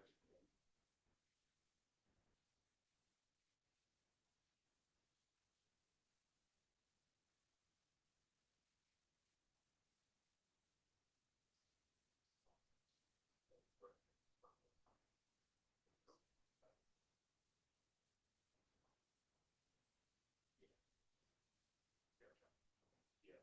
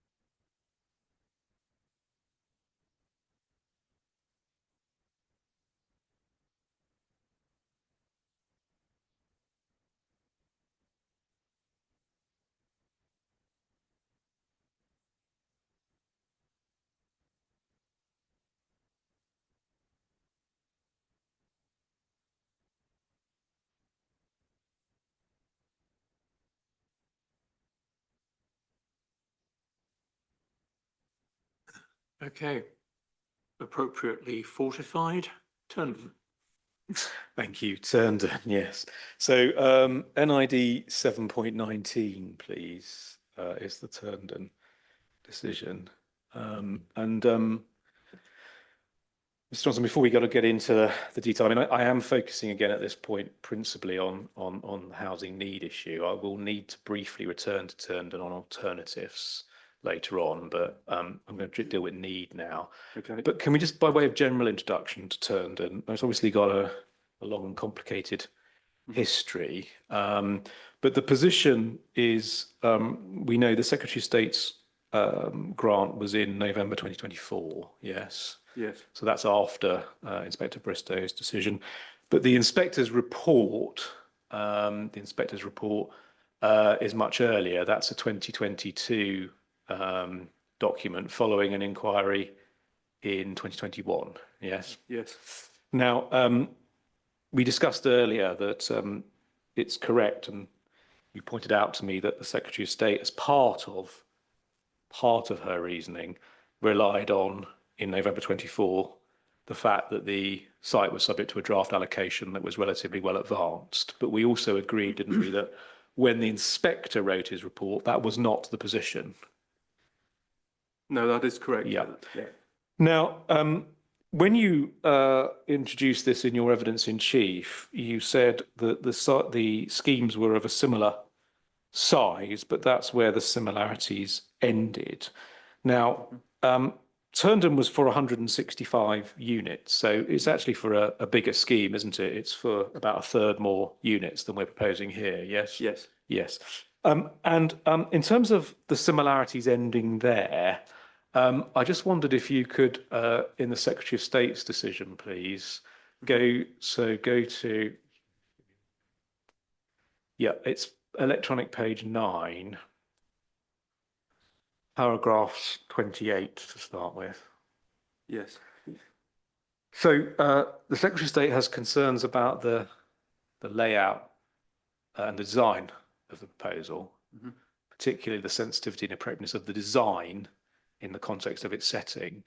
So just pausing there, I mean, the Secretary of State had design concerns, not just layout, but design concerns about the proposal. We don't have, though, do we, those design issues beyond layout in this case between us? You're not alleging any design in terms of the detailed design of what's proposed, correct? Sorry, just to clarify your question. Yeah. Excuse me. Go on. Sorry, so you're asking me, have we got? Is there a difference here in terms of design between the two schemes? No. That's not what I'm asking. No, that's not. What I'm asking you is, in this case, the Secretary of State is holding against the scheme, not just its layout, but also its detailed design. He's saying there's things about the detailed design he doesn't like. Yeah. Yes. But we haven't got a freestanding design issue between you and me, have we, in this case? No, we don't. No. And then he says, but the Secretary of State, she has taken into account that only 20% of the site will be built on, and the proposed development would deliver landscape enhancements.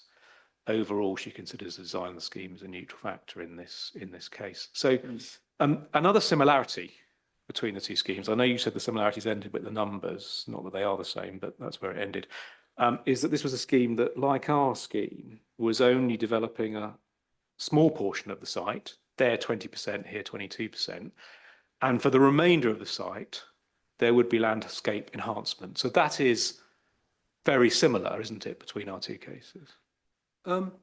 Not in the policy point of view, because you have an allocation on this site, albeit in draft, in a plan that's very, very well progressed, where there weren't any modifications further down the line.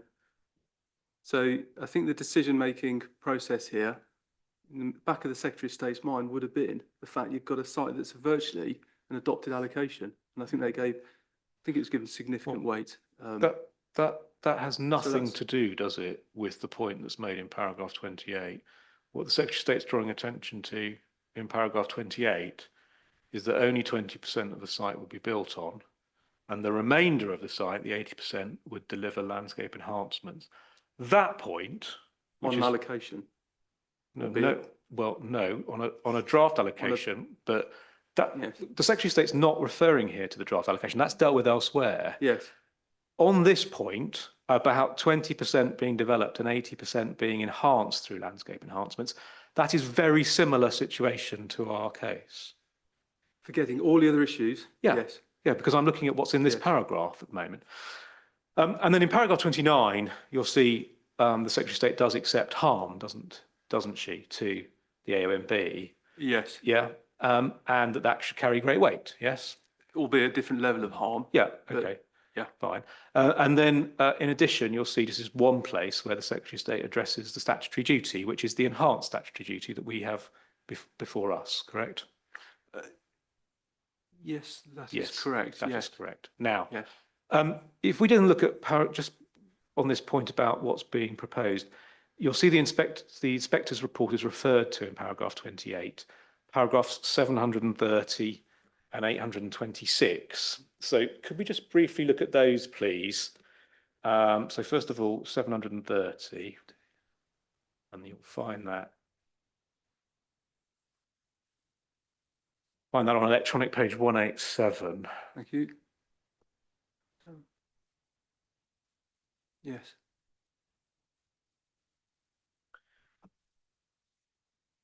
So this is about the paragraph the Secretary of State's cross-referring to in talking about the positive of 80% of the site being subject to landscape enhancements. And he says, I note the criticism of Mr. Duckett's approach, one of the landscape consultants in this regard, in terms of sites being potentially enlarged to try and justify inappropriate development, including from NE. So NE were at the inquiry and they were saying, well, you're relying on the fact that you're enhancing 80%, but you've just created a bigger site and said you're going to just develop part of it. And he says, nonetheless, I see nothing wrong as a matter of principle with devoting a large part of an application site to non-built form, including landscape enhancement. In this case, the fairly modest size of the development area compared to the wider landholding and the associated landscape improvements are unusual, especially as only 20% of the site will be built on. Now, just pausing there, again, similar situation in this case. We have a relatively small proportion of the site being built on and a larger proportion of the site being set aside for landscape improvements, correct? Yes, I believe we're at 5 hectares in terms of developed area on the appeal site. Yeah. And what about 20? And what about 20 hectares of land enhanced? Yes. Yeah. Now, so the inspector and indeed the Secretary of State see nothing wrong with that as a concept, that you have an area of land that's larger than you're going to build on. You build on a smaller part of it and you enhance the larger part of it. They don't see anything wrong with that as a matter of principle. No, and I'd agree with that. Yeah, it's you'd all agree to do with with that. the harm of the developed No. element. Okay, That's the good. the crux of the matter. Okay, thank you. And they also say that this situation of having only 20% build on and about 80% set aside for landscape improvements and enhancement is unusual. And, you know, we've got Turndon and we've got this case with very similar proportions, but would you agree it is quite unusual to have that level of land being put aside for landscape enhancements? And that seems to be the view that the inspector's taking. It is unusual. It is yes, unusual. and Right. That's fine. Thank you. as is developing in the national landscape. Yeah, okay. But yeah, it's exceptional to develop in the landscape. Now, can we then look at the other paragraph the Secretary of State mentions in that paragraph we looked at was 8.2, I think it was 8.26.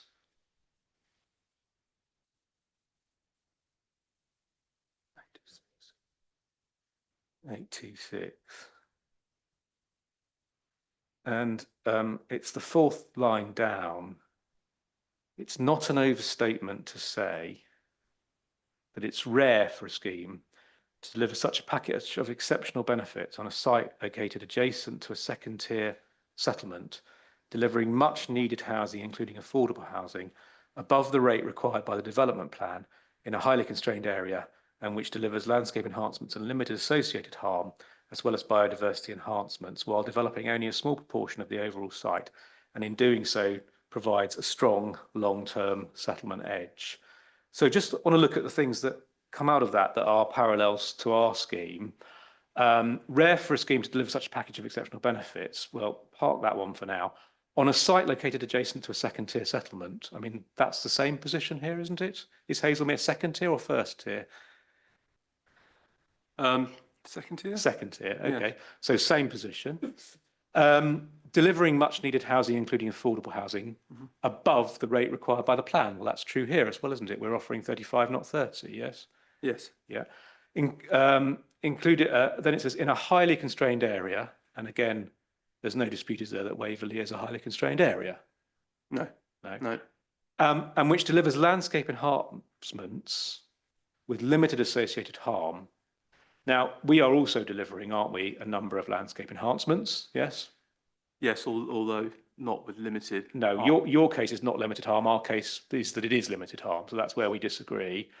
And then as well as biodiversity enhancements, we are delivering those, aren't we? Yes. Yeah. Yes. While developing only a small proportion of the overall site. Again, that's the same as here. We're only developing a small proportion of the overall site.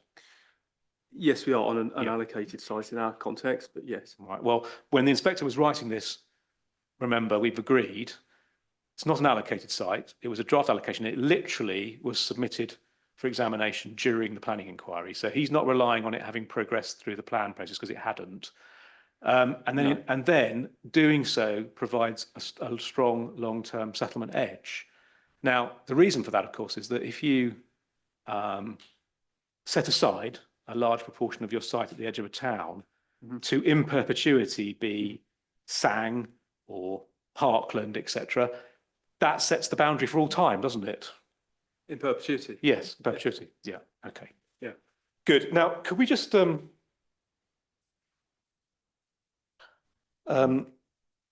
think actually, just to finish, if I may, just very quickly, yeah, perhaps for the inspector's benefit, we've spoken about the draft allocation being very well progressed.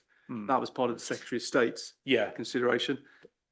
In terms of the actual impact from a landscape perspective, that was a very different scenario as well. So not only did you have an allocation on this site that was a very well progressed stage without any modifications, so you can almost suggest it's almost virtually adopted. There was a moderate adverse landscape effect, I think, on this allocation, which is very different to an unallocated site. Well, perhaps that's just for the inspector. I think we're agreed on that. That's just to remind the inspector. Hang on a minute. I mean, we know the position that there was a draft allocation, but when the inspector was reaching these conclusions, that carried very limited weight because it had literally only just been submitted for examination. Yes. Yes. In terms of the level of landscape harm and whether it's moderate or large or whatever, I mean, that's not changed, is it, depending on whether you're a draft allocation? That's an assessment based on the landscape impacts. Yes, that was the situation on that site. See. Yes. Okay, fine. Now, the other thing is we talked about, I mean, obviously in this case, the inspector referred to it being on the edge of a second tier settlement. Hazelmere is a top tier settlement, isn't it, in the local plan? I believe so. Yeah, so it's not even a second tier, it's actually a top tier settlement. Yeah. Okay, we can look at that later. It's policy ALH1 and it's in CD 6.1, electronic page 25. I don't want to go to it now, but we can do. Now, can we just come back to Turndon on the housing side of it? Yes. We have to come back to it on alternatives as well, but I want to get the housing out of the way, which I think we can do relatively briefly. Could you start, please, by going to electronic page 183? So again, this is in the inspector's report. Paragraph. Sorry, it's actually.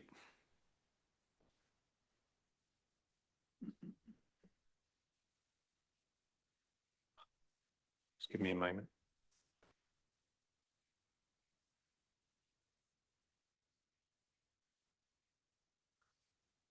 Actually, I want you to go, sorry, I've got the wrong reference. It should be page 192, I think. Yes, 192. 192. Paragraph 757. Thank you. So the position on 5-year housing land supply in Turndon was, when the inspector wrote his decision, 4.89-year supply. So very close to 5-year, yes. And indeed, when you look at paragraph 762 on the same page, the shortfall across the 5-year supply was 77 homes, i.e. less than were being proposed in the application. I mean, clearly the situation is far starker in terms of housing need in our case, isn't it? Because we've got a much lower housing land supply and we've got a deficit of several thousand in the 5-year supply, yes? Yes, yeah. And then if you go forward, please, to paragraph 763.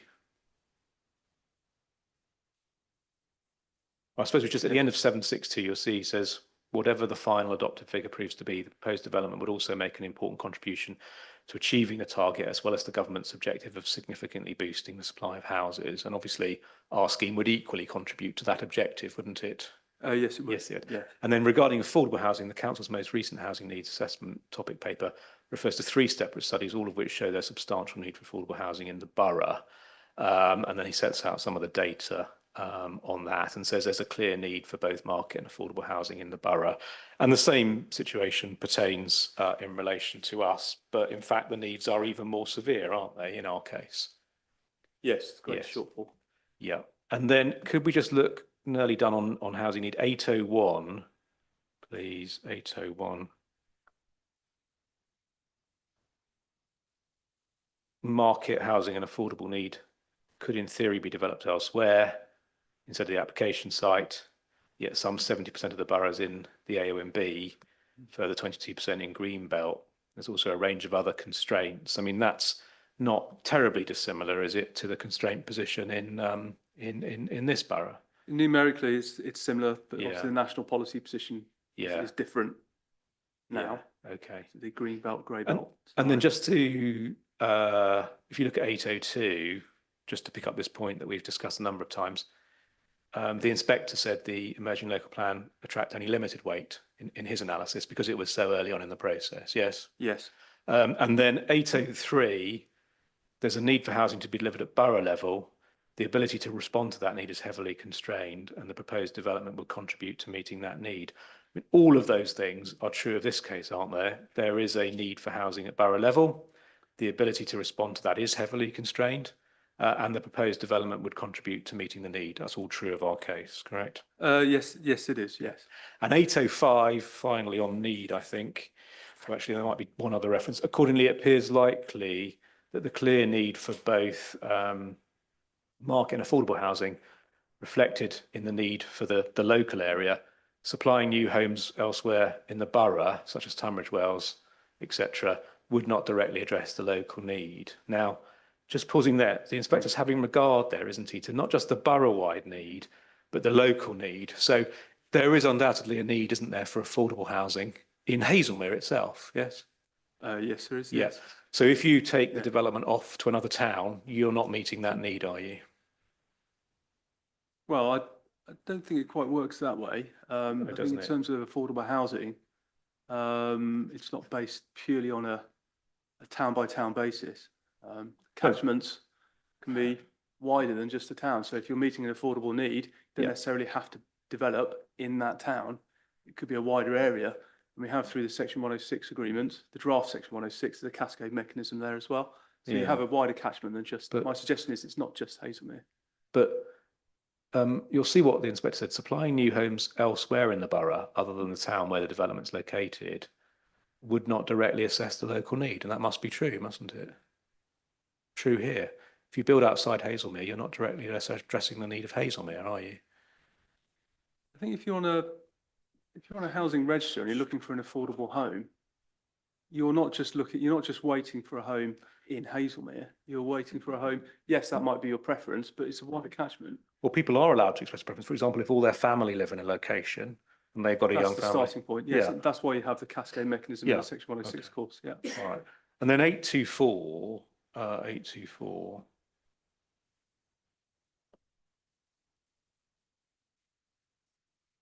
You'll see the inspector's overall sort of conclusions here, but second line, harm to landscape attracts great weight, but there are exceptional circumstances. Combined adverse effects would not significantly and adversely outweigh, and therefore the presumption came back in because the exceptional circumstances test was met. And we agree that would be the position. That's what would happen here if the inspector found exceptional circumstances. Is that right? Yes. Okay. Yeah. Now, I just wanted to understand then the more local position around exceptional circumstances. So could we go to CD 11.5, please? Just before we leave, sorry, just before we do leave Turndon, Mr. Inspector, for your benefit, in terms of the Secretary of State's view on the weighting to be given to the sites of the emerging allocation, it's paragraph 23. Yeah. Where she gives significant weight. Yeah.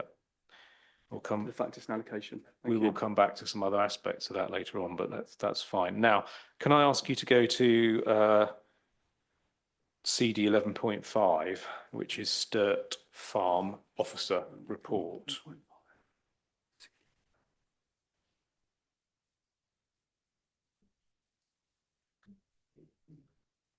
Yes, thank you. Now, just to get our context on this, if you've got Mr. Collins' proof there, could you look at page 20 of his proof, please, before we look at the detail?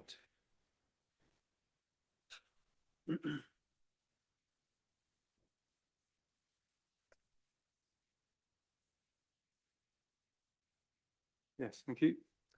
So we see on his plan, don't we, figure 3.1, that the Sturt Farm site is located on the edge of Hazelmere and quite close to the appeal site itself, yes? Yes, it is, yes. Yeah, I mean, that's been built out now, hasn't it, that site? Yes, Yeah. I've visited So that site. I think we will ask the inspector to go and have a look at that in due course. It's very close by. Now, you gave some evidence about the similarities and not between those two cases, but the scheme was for a larger number of units, wasn't it, than we are concerned? It's slightly large, 135, I think it was, yes, with an existing vehicular access. Yeah. As well. And it was, well, yes, that's not quite right, I'm afraid. So we had this issue last time at the inquiry. So let's just go back and look at that, please. Now that you've raised it, can you go to ID 4.4, please? Which is my closing speech from the last inquiry, because we went round the houses on this last time, and I think there's an easy way of just navigating through this. So ID 4.4, which it should so it should be the Scotland Park Appellants closing final clean. See that? Yes. And could you go to electronic page? Actually, sorry, paragraph 95. Actually, if you could go to which 95. Paragraph 95. Yeah, paragraph 95. Yes, paragraph 95, which is electronic page 44.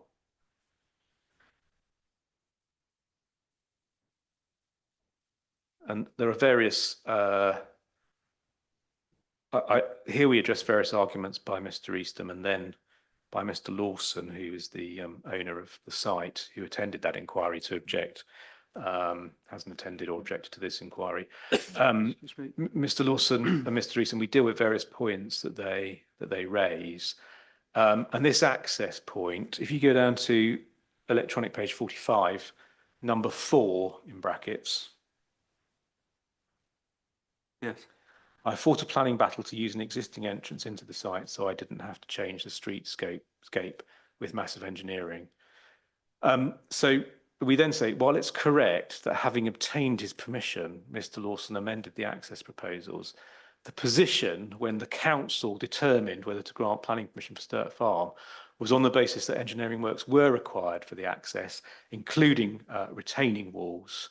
Mr. Lawson accepts this in terms the access originally granted consent would have required significant engineering works, changing the streetscape irreparably. But despite that, the council actually, in the report we're about to look at, granted planning permission. So your point about it using an existing access, that happened afterwards when the officers actually and the members granted this, there was actually extensive engineering works required for the access. Now, well, I think isn't the fact that there was an existing access, yes, did need alterations undertaken to it, which is very different to the context of the appeal site, where you have a sunken lane and not a sunken lane. 800 metres of. It's not a sunken lane, is it? I would disagree. No, we've already agreed that the site, well, the access does not. You told me it was level earlier, so it's not a sunken lane. So can we just cross that one off? Well, hang on a minute. It might be. Sorry, we're going off the subject matter here a little bit. Mm-hmm. We can come back to this in a minute if you like. We can deal with it now. But if you have a lane that's sunken for large parts, yes, you'll have driveways off to individual residences. You might have passing bays. You may have areas at grade. But as you drive down Midhurst Road, and the inspector obviously will take that view himself, you drive through a tunnel of trees with high embankments on both sides at times. So yes, it may be flat and level at the point of the access is struck into the site, but taking the whole road as a whole, I mean, you'll have a sunken lane all over the county, but there will be areas where perhaps that lane has a driveway, there's areas at grade. So I feel we're reopening an old debate here. But my view is yes, you are. It's a sunken lane. You're opening. But the point I'm trying to make here is that it's a very different context for the access you have on Sturt Farm to the access you have, or the proposed access you have on our site. So a continuous row before we go back on trees. before we go back on Sturt Farm, I'm now frankly getting a bit confused. Earlier on, the evidence was that at the point of access, it was at grade. That was your phraseology. It is at that part of that section of the road, yes, sir. I thought we had, correct me if I'm wrong, I thought we disposed of the sunken lane argument. And I think earlier on, probably with landscape witnesses, we were talking about a country lane and a rural lane, but sunken, I thought we had disposed of. Now, if I'm wrong, this is probably a good time to tell me.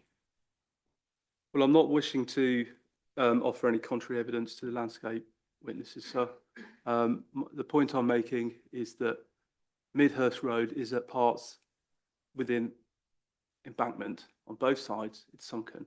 As you pass by the site where the access is to be struck, it's level. And that's So- the point I'm trying to make. But it's a very different context to Sturt. Sorry. If it helps, I mean, it needs to be absolutely clear, the landscape witness did concede it's not a sunken lane. I think we were left, so far as that evidence is concerned, with the proposition that it was a country lane.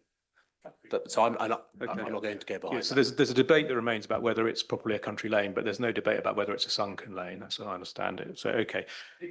Further, all six parties might take a different view. Well, but they might that's the take a different view. That's- Council's that's position true. is. I'm not excluding Mr. Brown, but that's true. But between the council and ourselves, that's the position. Now, I just want to understand that. So I just want to break this down because the reason I've gone to this is that you've highlighted a difference in terms of access. But the point I'm making to you is that irrespective of whether they were using an existing access or not, and I'm not clear you've understood that actually right in terms of what was being proposed originally, but it was acknowledged that the scheme that was approved by the council at Sturt Farm involved extensive engineering works in order to obtain access and tree loss. So do you accept that? Because it's clearly stated, if we go back to my closing speech, you'll see at number 5, we deal with an assertion that was made about no removing of trees at Sturt Farm. We say it's true that there were no trees made because of later amends made to the scheme.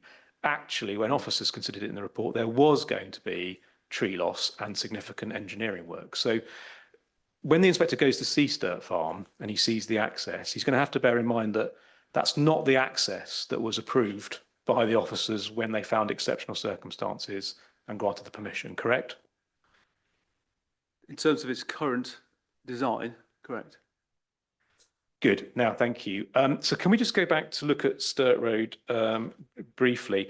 I mean, first of all, just in terms of the factual situation, although the site of Sturt Farm that was applied for planning application, part of that site was in and part of it was out of the national landscape, but all of the housing was in the national landscape, correct? Yes. Yes.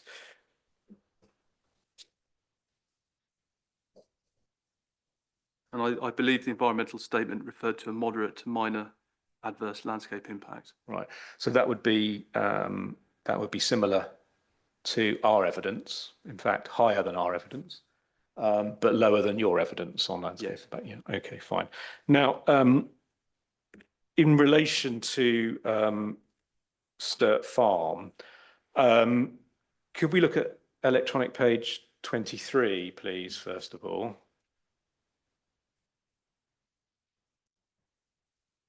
We staying with ID 4.4? Yeah, no, sorry, Sorry. back to the officer report, ID 11.5. Sorry, not ID, it's CD 11.5, I think. Do you remember we went to the Sturt Farm report and then we got slightly sidetracked?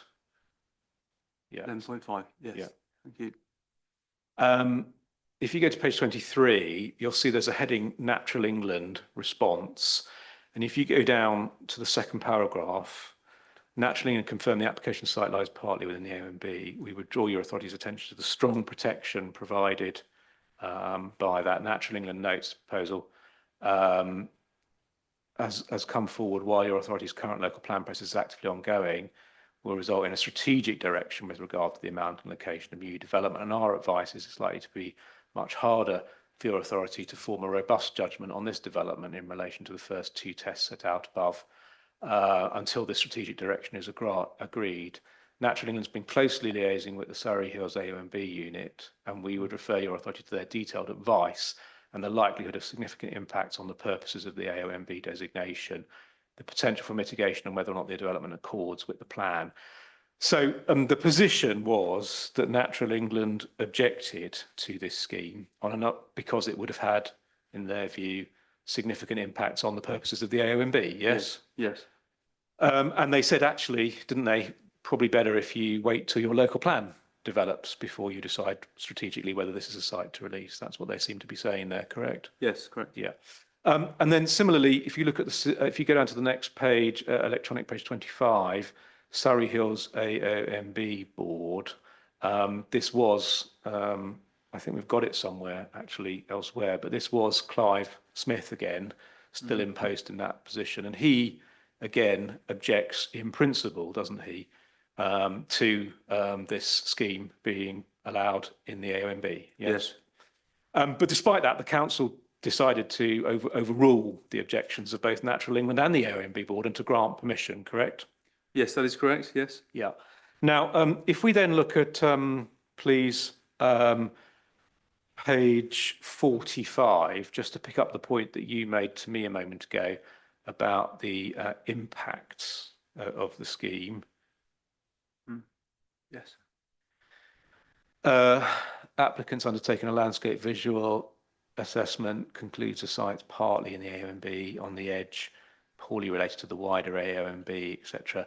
LVI continues that the visual appraisal of demonstrates that it's a relatively visually contained and could accommodate development within a closely drawn visual landscape. I mean, in visual terms, that contained point is true also of our site, isn't it? With the exception that there's reference there, the site that site is poorly related to the AONB. Okay. And it also obviously touches on the earlier point I made as well. Yeah. There's minor adverse landscape impact. Yeah. So the same assessment that we make on our site. Very distinctive to the view I have. Yeah. The council have, but. Yeah. Although you haven't been on site, so we really need to refer to Mr. Petro's view, really, don't we? Because you haven't actually seen, for example, the house where the housing would go in LCA2. So really, it's not about your comparison, is it? Because you haven't been on site. Have you been to Sturt Farm? Yes, I have. Right. So you've been to Sturt Farm, but not to the appeal site. Okay. I've walked to the Right. public I know box you where have. we've had that discussion already. All right. Go to page 62, please, of this document. 62. Yeah.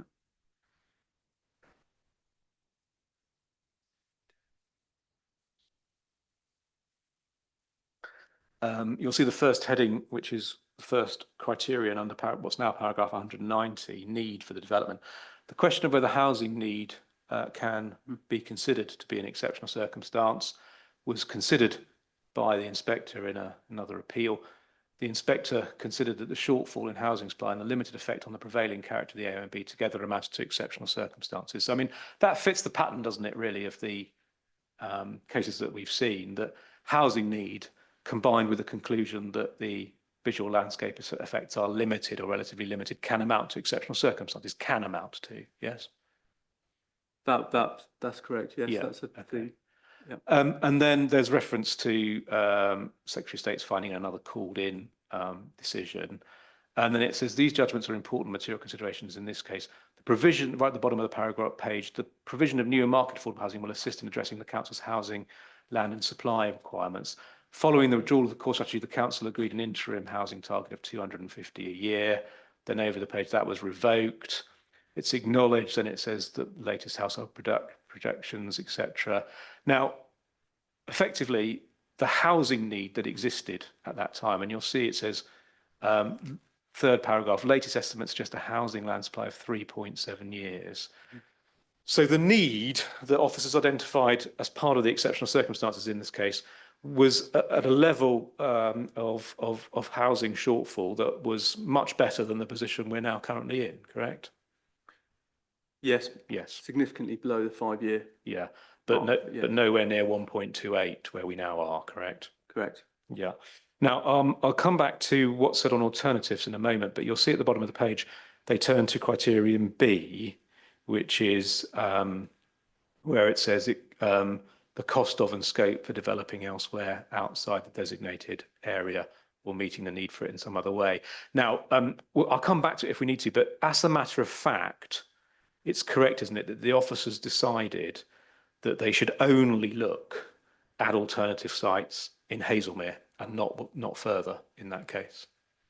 In this case here. In this case here.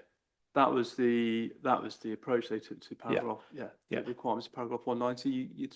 You have the ability So to do that. Yes. On any view, the alternatives assessment that we have undertaken and that we've agreed the sites to look at is a wider and more extensive assessment that was undertaken at Sturt Farm, because they only looked at sites in Hazelmere, didn't they? That's a very narrow assessment, yes. I'd agree So with that. ours is, so you said ours was narrow, but ours is less narrow than that because we've looked at sites right across the borough, haven't we? Yes. Yeah, okay.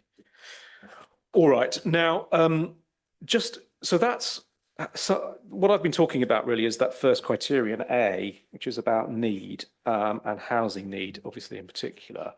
And I wanted to just understand with you, in terms of where we stand on housing need in this case. The agreed position, as we've said a number of times, is 1.28 years land supply. The agreed shortfall in terms of number of houses is 5,777, isn't it? Applying standard method. Applying the standard method, yes, which is what we have to apply now, correct, for this authority? Because its plan is more than 5 years old, isn't it? And frankly, that doesn't much matter anymore, but that's the position, isn't it? Yes. Yeah. So, minus 5,777 units in the 5 year supply. I mean, that is a more severe level of need than we have seen in any of the other appeal decisions or the Sturt Farm case, correct? Yes, there is a distinction. There's a distinction on all of these sites. Yeah, sure. For the reasons I mentioned, but yes, that is a distinction. But it's a much more severe level of need than on any of those other cases. Yes. Much more severe than the position when Sturt Farm was determined by the council, yes. Yes. And much worse than the position when the previous Inspector Bristow, looked at this and he was looking at 3.19, correct? Yes, established that, yes. Yeah, okay. Now, would you agree with me? We looked earlier at paragraph 61 of the NPPF, which requires you to significantly boost the supply of housing. That mandate is a mandate to boost the supply of housing now, isn't it? Not in the future. The government's telling you to get on and boost the supply of housing now. Yes, it is. Caveated with not at any cost. Go back. No, Again, of course. Yes, that's course, correct. Yeah. Of course. Now, in terms of whether the council has got any up-to-date solutions in place to help meet this very significant deficit, we know the emerging plan on the council's case is several years away, July 28 on the council's case, yes. And we know that we talked about earlier, the law hasn't even been published despite opening 15 months ago. So, I mean, is there anything else short-term that the council has in place in order to help meet that very significant shortfall that you're able to refer us to? No, the council's progress on the local plan, they're doing everything they can in the timeframe they have, that they're running, as I mentioned earlier, all through this summer and into the autumn. The visioning exercise and the call for sites is a live process. Yeah.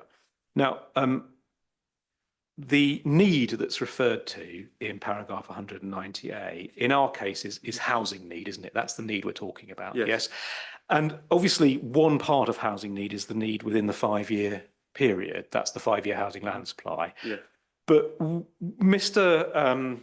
Neame has produced in his technical report a whole series of trajectories that we talked about earlier, didn't we, that look at the position beyond the 5 year supply to the end of the LPP1 period, yes?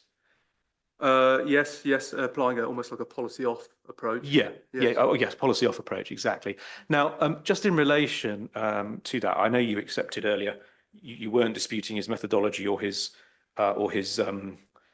arithmetic in relation to any of that. But I mean, the point is that across that longer period to the end of LPP1 in 2032, depending on which of his trajectories you get to a shortfall at the end of the plan period of somewhere between, at lowest, 1,858, and it's its highest, 8,026 units, correct?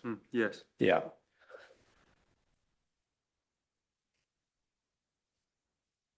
And that need, not just the 5 year need, but the need beyond 5 years to the end of the plan period, that's also relevant, isn't it, under paragraph 190A? You're not limited to considering only the 5 year supply, are you, under 190A?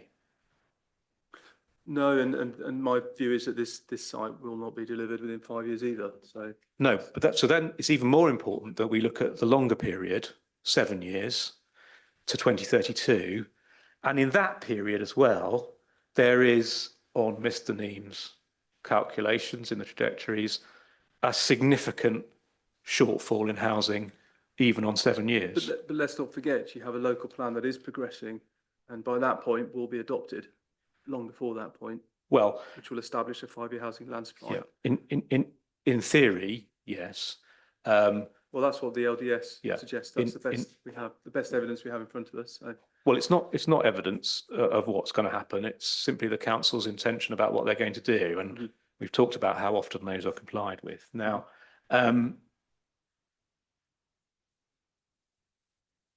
you do not dispute that we must be looking at the 2032 position as well. It's not just about 5-year supply, is it? We should look at the longer position. There is a very large amount of need in this plan period that goes beyond the 5-year supply. And I think it's unlikely a plan can meet it. A plan coming forward, as we've discussed previously as well, that it's not going to be able to meet the full. Unlikely to meet the full OAN, I'd suggest, because of the constraints. So there is a policy on consideration here. Mr. Neame has the luxury of taking a policy off approach, but also the plan isn't going to meet the full affordable housing need either. And I think that was an acceptance with the current adopted plan as well, that it's not a silver bullet.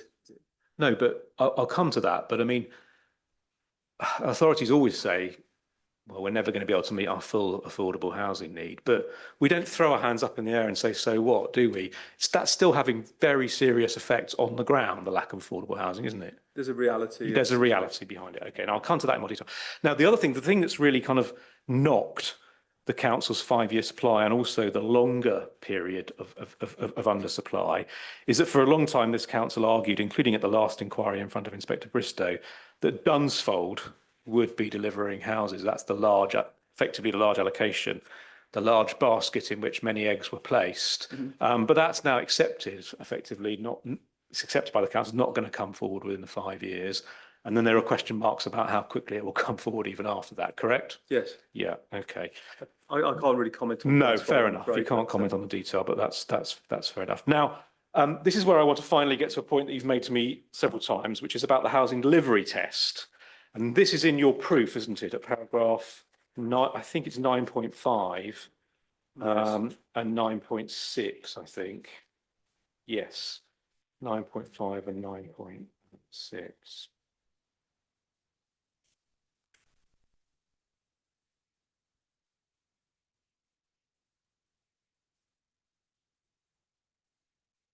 Now, I'm going to look at, you set out percentages here, where what the percentage score is on the HDT delivery. I'm going to look in a moment at what the actual figures are and how those compare to the standard method.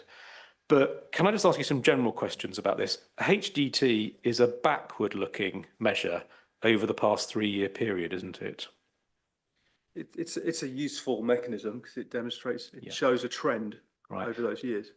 Direction of travel. A backward-looking method, isn't it? And if you look at this, Table 1 sets out the council's delivery rate between 2019 and 2023. So you're looking at how they were doing on the housing delivery test in a period between 2019 and 2023, backward-looking. That is backward-looking, and let's not forget that was at a time when there was an awful lot of change in the planning system. Well, a lot of uncertainty, particularly at national level. We don't have that now. We have a lot more certainty. Well, I'm glad you think so. We've still got a bill going through Parliament and there's new statements every day. But this was also, 2019 to 23 was during COVID, and the government allowed adjustments to be made, didn't they, in terms of meeting the HDD test because of COVID. It's dealt with in Mr. Neame's technical report. That's correct, isn't it? There were allowances made because we were during COVID. In what regard, excuse me? In terms of the level of delivery, your housing delivery test targets were adjusted to reflect COVID, yes? Yes. Yes. But I can't comment what impact that had on these figures on the table. No. May have had a very, very slight impact. I don't know. These figures, judging your housing delivery score in that period, in 2019 to 2023, they are not being judged, are they, against the new standard method? They are being judged against the housing requirement as it stood at that time. Yes. Yeah. Now, in your evidence in chief, you said the council was doing well with improving completions year in and year out. Now, I just want to understand that evidence with you. This council hasn't had a 5-year land supply since at least 2017, has it? I think it's possibly longer, but we've gone back at least 2017, correct? I'm not sure if that was the date where they fell behind the 5 years. Okay. And then if you look at your table in your proof, as I said, you've given the percentages. Could we go to Mr. Collins' appendices to his proof? So if you go to NID 5.1, which is Mr. Collins' proof, and what I would like you to do when you get there is to go, it's in his appendices, it's all in the same document, electronic page 146. Yeah, I'll be able to tell you what it is in a. So it's in the Tetlow King. It's in the Tetlow King report.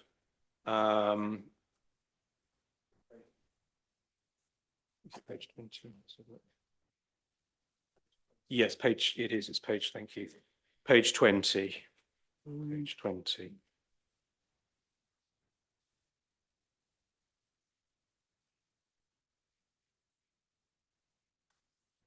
So you've set out in your proof, haven't you, in your table, the data in terms of the period 2019 to 2023, yes? Yes, Correct? yes. Now, if we look at the actual housing net completions rather than the percentages for that period, if we start at 2019-20, we've got 597, 676, 7. Sorry, Mr. Richards. What page are we on? Sorry, it's electronic page. I did give this for 146. 146. And it's Thank numbered you. page 20. Sorry, yes, I have that now. Yeah, you've got that now. So you've obviously given the percentages. I'm just looking at what the actual deliveries were. So if we start with 2019-20, the delivery was 597, then 676, 710, 966, which is a peak, and then down after that to 729. Yes. Mm-hmm. Yeah. So those are the annual net completions, not as a percentage, but as an overall number of units delivered. Correct? Yes. Now, those were then judged in terms of the housing delivery test against the housing requirement in the plan, weren't they? Yes. Which was what, I can't remember what it was now, 590, correct? Yes. 590. So as against 590, the council have beaten that 590, haven't they, in all of those years? Hence your percentage scores in the housing delivery test. They performed very well in terms of the HDT test. Yes. They perform very well, but under the standard method, which now applies and which will apply going forward into their housing delivery test, they're having to deliver something like 2,500 units a year. And this council has never come anywhere near delivering that number of houses. So as we go forward, you've looked backwards, as we go forward, the housing delivery test in this borough is going to fall off a cliff, isn't it? I think that's a situation that's going to be reflected across many local authority areas. But of course, not all local authorities perform at the level Waverley does in terms of delivery. And I suggest they were probably one of the best authorities in terms of delivery. Yeah.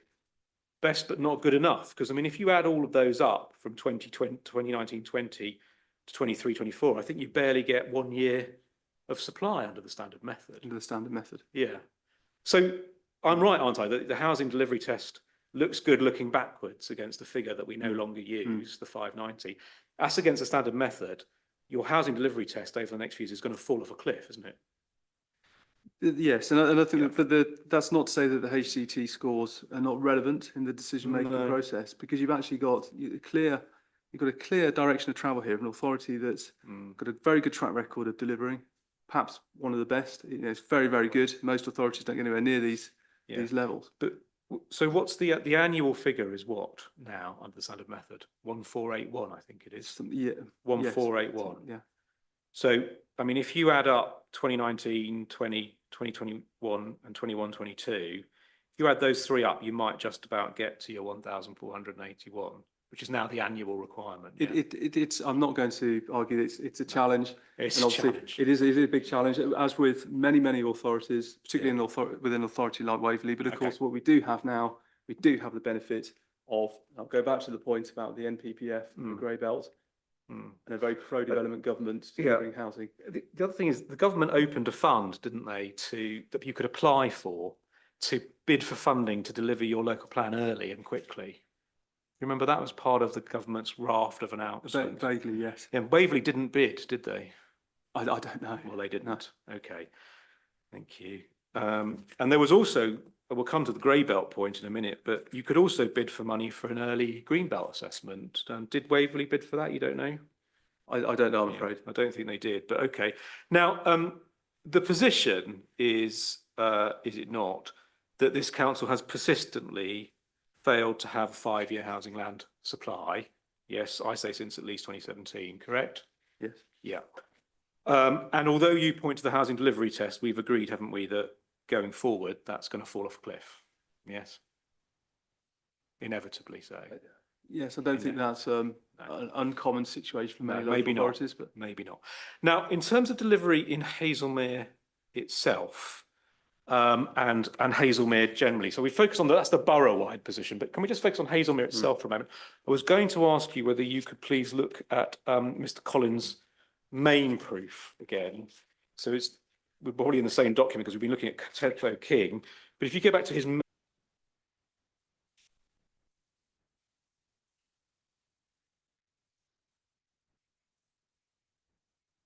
yes.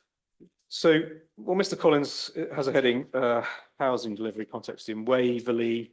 He then focuses, as we go over the page, on, if you see at 8.7, he starts focusing on in and around Hazelmere. Do you see that?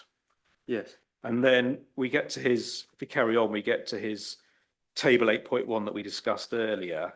Yes. And then he comes to the conclusion at 8.13 that the council's LPP1 requirement for Hazelmere, which is 990, and that's a in Hazelmere.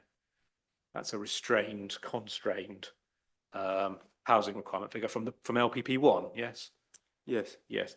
So that constraint figure, his view is that the council is not going to make by 2032 the 870. It's going to make not going to make the 990 dwellings. His estimate is it's going to fall short by just over 100. Yes. This is you. Yeah. I mean, you haven't carried out a similar assessment, have you? No, I haven't. Okay. All right. Thank you. Now, we'll come to some of these individual sites because I promised you that we would later on.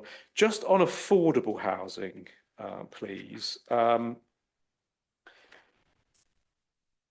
In your proof, 9.6. Right.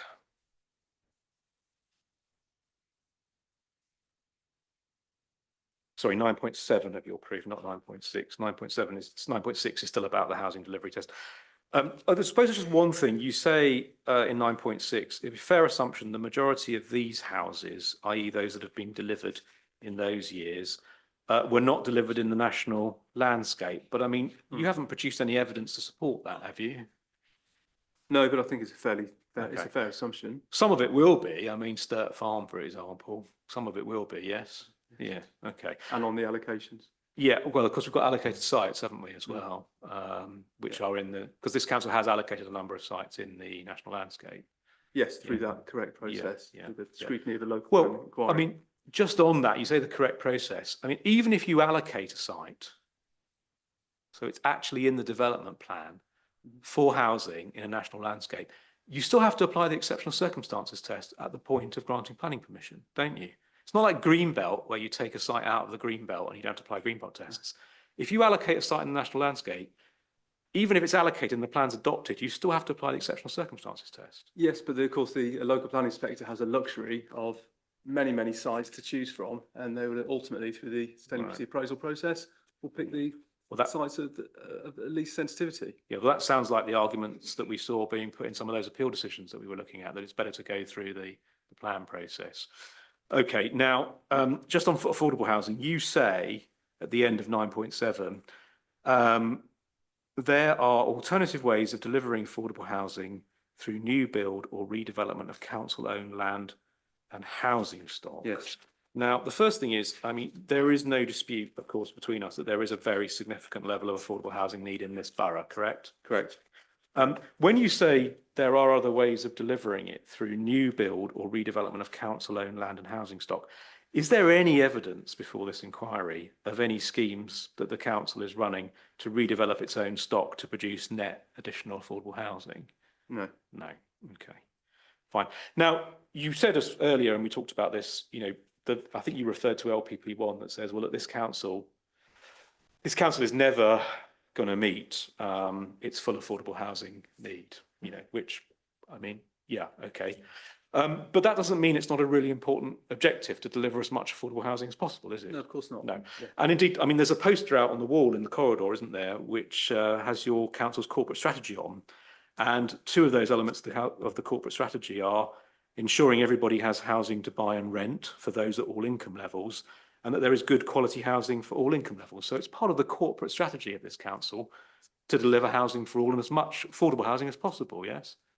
Yes, and Yeah. the authority are doing their very best, but you Yeah. have to do it within And- within a real world scenario, and there Yeah. are constraints on that. Yeah, and just for the inspector's reference, I don't think we need to go to it, but the corporate strategy is in NID 7.26 in the bundle. But two of the key objectives of this council's priorities are about delivering more housing and more affordable housing, aren't they? Yes, and I'm sure I haven't read the corporate strategy, but No. there's a very clear intent to safeguard Yeah. the natural landscape as well. Yeah, I'm not well, I don't know whether that's in or not, but we can pick that up later if necessary. If you then look at Mr. Collins' proof again at page 86. Yes.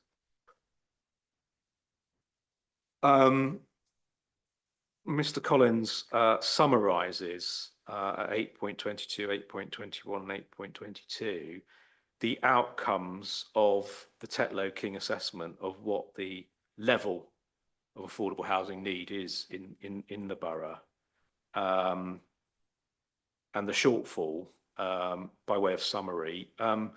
It's not, is it, part of your evidence to dispute those levels of shortfall and need for affordable housing that Tetlow King have assessed? No, it's not. And in terms of this scheme, I mean, I think you ultimately, if we look at your table in your proof on benefits, you give, don't you, significant but not substantial weight to the provision of market and affordable housing. Is that Yes, right? that's correct. But I mean, in a world where we've got a very substantial level of need for affordable housing that's having real world consequences, surely, Mr. Johnson, I can persuade you that where a scheme is delivering over the policy level of affordable housing, that the level of weight to be given to the provision of affordable housing is substantial, surely. If not here, then where would it ever be? No, we're not going to agree on that, I'm afraid. Okay. I've given it, it's significant. There are other means of delivering affordable housing. We've touched on that. Haven't presented evidence, but it's not beyond the realms of possibility that there's potential. There's also potential through the local plan process. Don't forget that as well. Right. That is moving forwards at the moment. So if someone's on their housing register and they haven't got affordable housing, they're supposed to take some comfort, are they, from the fact that in 3 years' time this council might have a plan, yeah. Surely substantial weight, given the severe need. Given you say there are other ways of delivering it, we've got zero evidence of any other ways of meeting the affordable housing need. Have we? I think Zero. to give that substantial would take it to the top of my scale. Yeah. No, I don't think it needs to be at the top of the scale because, as I say, there is a process in place for bringing forward a local plan that is happening at the moment. 3 years away at least. Yeah. Okay. And as I mentioned as well, there are other means of delivering affordable housing. Yeah, of which you've provided no evidence whatsoever. No. And even if there were these other methods which you provide no evidence on, your own case is that this council is going to come nowhere near meeting its affordable housing needs in any event, whatever happens. Correct? Well, they will do their very best, but they're not going to. Well, They're it's not. going back to the adopted local plan, that was a situation that Yeah, existed there. okay. that There's an But- acceptance that you okay. do your very best to the planning authority. You all can't right. deliver the full amount. But You can do your despite very all best of- to deliver as much as you can. Okay, but despite all of that, it doesn't reach your highest level of benefit, correct? No. All right, good. Now, can we then deal with, yes, we can probably deal with this. You introduced in your proof at 7.2 to 7.4. 7.2 to 7.4. You introduce at 7.2 to 7.4 your argument that yes, the government has pushed the need for housing, more housing, etc. But the ways in which it's pointing you to meeting that is the new concept of grey belt. And I think also you refer in 7.5, don't you, to brownfield land, correct? Yes. Now, I want to explore that with you because obviously it's a point that has you've made to me a number of times in terms of how we deal with this need. Do we have any evidence before this inquiry, for example, an up-to-date Greenbelt study that provides any evidence about how much Greybelt land might be available in this borough? No. No. Don't have that. And we know that large amounts of the Greenbelt in Waverley are excluded because they are also national landscape, yes? Yes. Yes. Now, Mr. Collins' proof again, please, paragraph 4.45.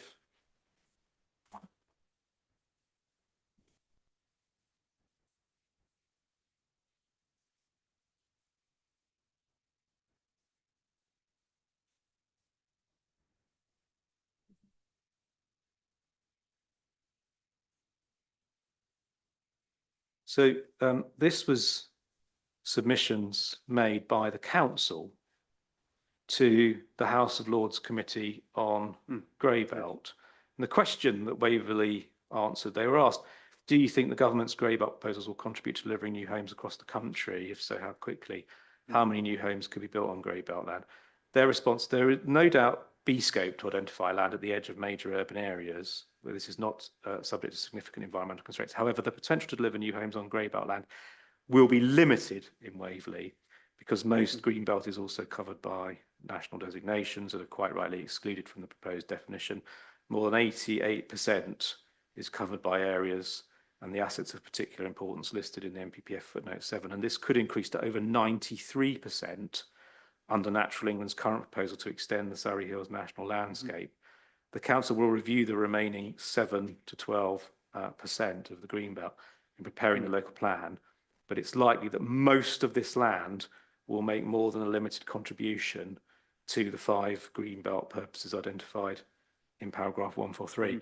So the council's own evidence to the House of Lords Committee is that there are limited opportunities for Greybelt release in Waverley because most of the land is either already covered by national landscape designations or will be when Natural England finish their boundary extension, correct? But that is correct, but just to give that a bit of context, that's not to ignore the 7 to 12% of Greenbelt that isn't subject. No. That's actually potentially a very large area. Yeah. Area of Well, land. let's be clear, Waverley themselves are describing this ability to look at land as a Greybelt in Waverley as limited. That's their own language, limited ability, yeah? And you say, well, okay, it's limited, but it might be 7 to 12%. But then it says, it is likely that most of this land will make more than a limited contribution to the 5 Greenbelt purposes. So even in that 7 to 12%, this council's avowed position before Parliament is that their view is most of that land will fail to meet the test to be Greybelt. Well, to meet the test to be appropriate development.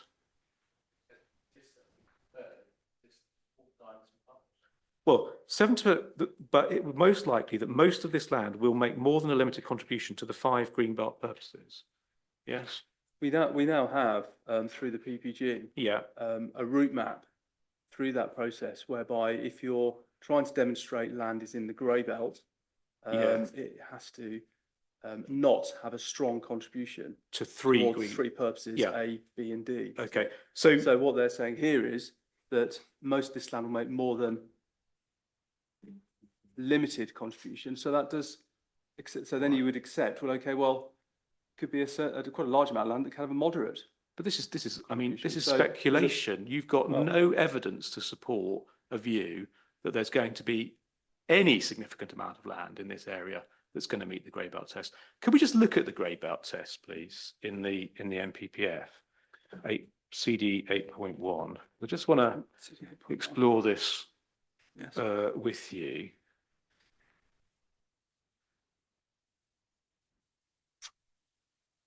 CD 8.1. Yes, thank you. So we know there's a definition of grey belt, isn't there, in the NPPF, Yes, in the annex. in the annex? Yes. So if you go to that definition, it's electronic page 73, numbered page 73. Yes.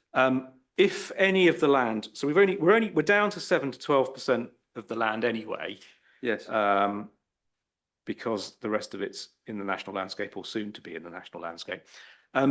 If any of that land in the 7 to 12% strongly contributes to any of purposes A, B, or D, then it's not grey belt, correct?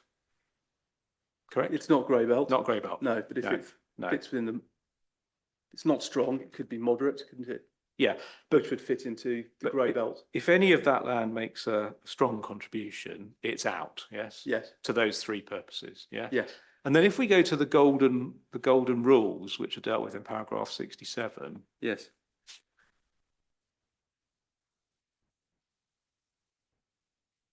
well, actually, before we do that, just on that grey belt definition, sorry, just give me one moment.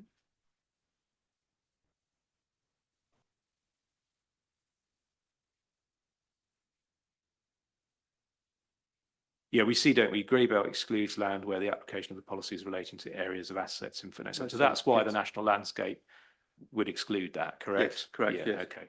And then the golden rules, if we could just look at those. Yes. 156. 156. So in order to, you can be grey belt, but you're only appropriate development. Is that right? If you then also meet the golden rules, is that Yes. correct? Yeah. Correct. Right. And so that is affordable housing provided in that context, Yes. necessary improvements to local infrastructure, and then new or existing green spaces that are accessible. Is that right? Yes. Okay, thank you.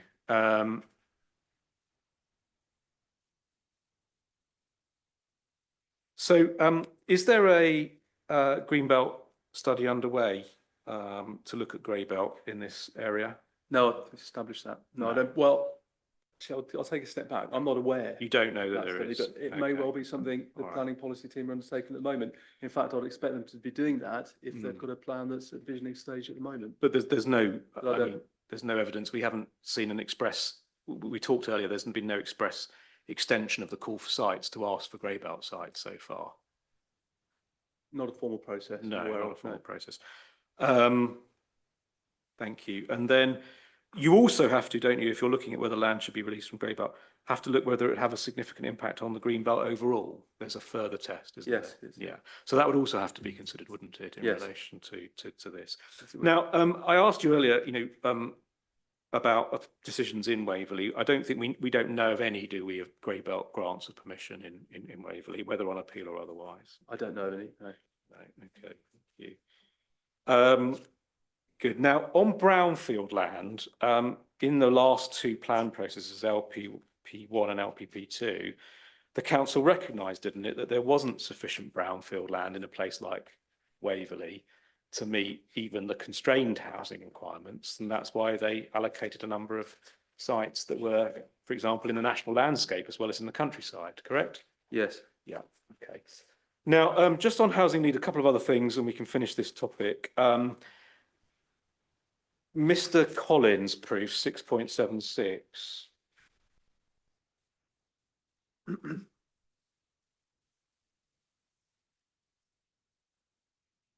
6.76, last three lines. In addition and of relevance is the provision of 5% of the market dwellings as self-custom build. There is, I assume you would accept, a need in this area for self and custom build as well as other housing need. I believe that would form part of that overall need. Yeah. Yeah. So you don't give any sort of, you don't draw that out for particular attention, but are you giving weight to that as part of your overall weighting for the housing provision? It's part of my overall weighting. Yeah, okay. Now, that's need under Part A. The other thing is the economic factors. And in your proof, if we just go back to your proof where you set out paragraph 190's sub-criterion,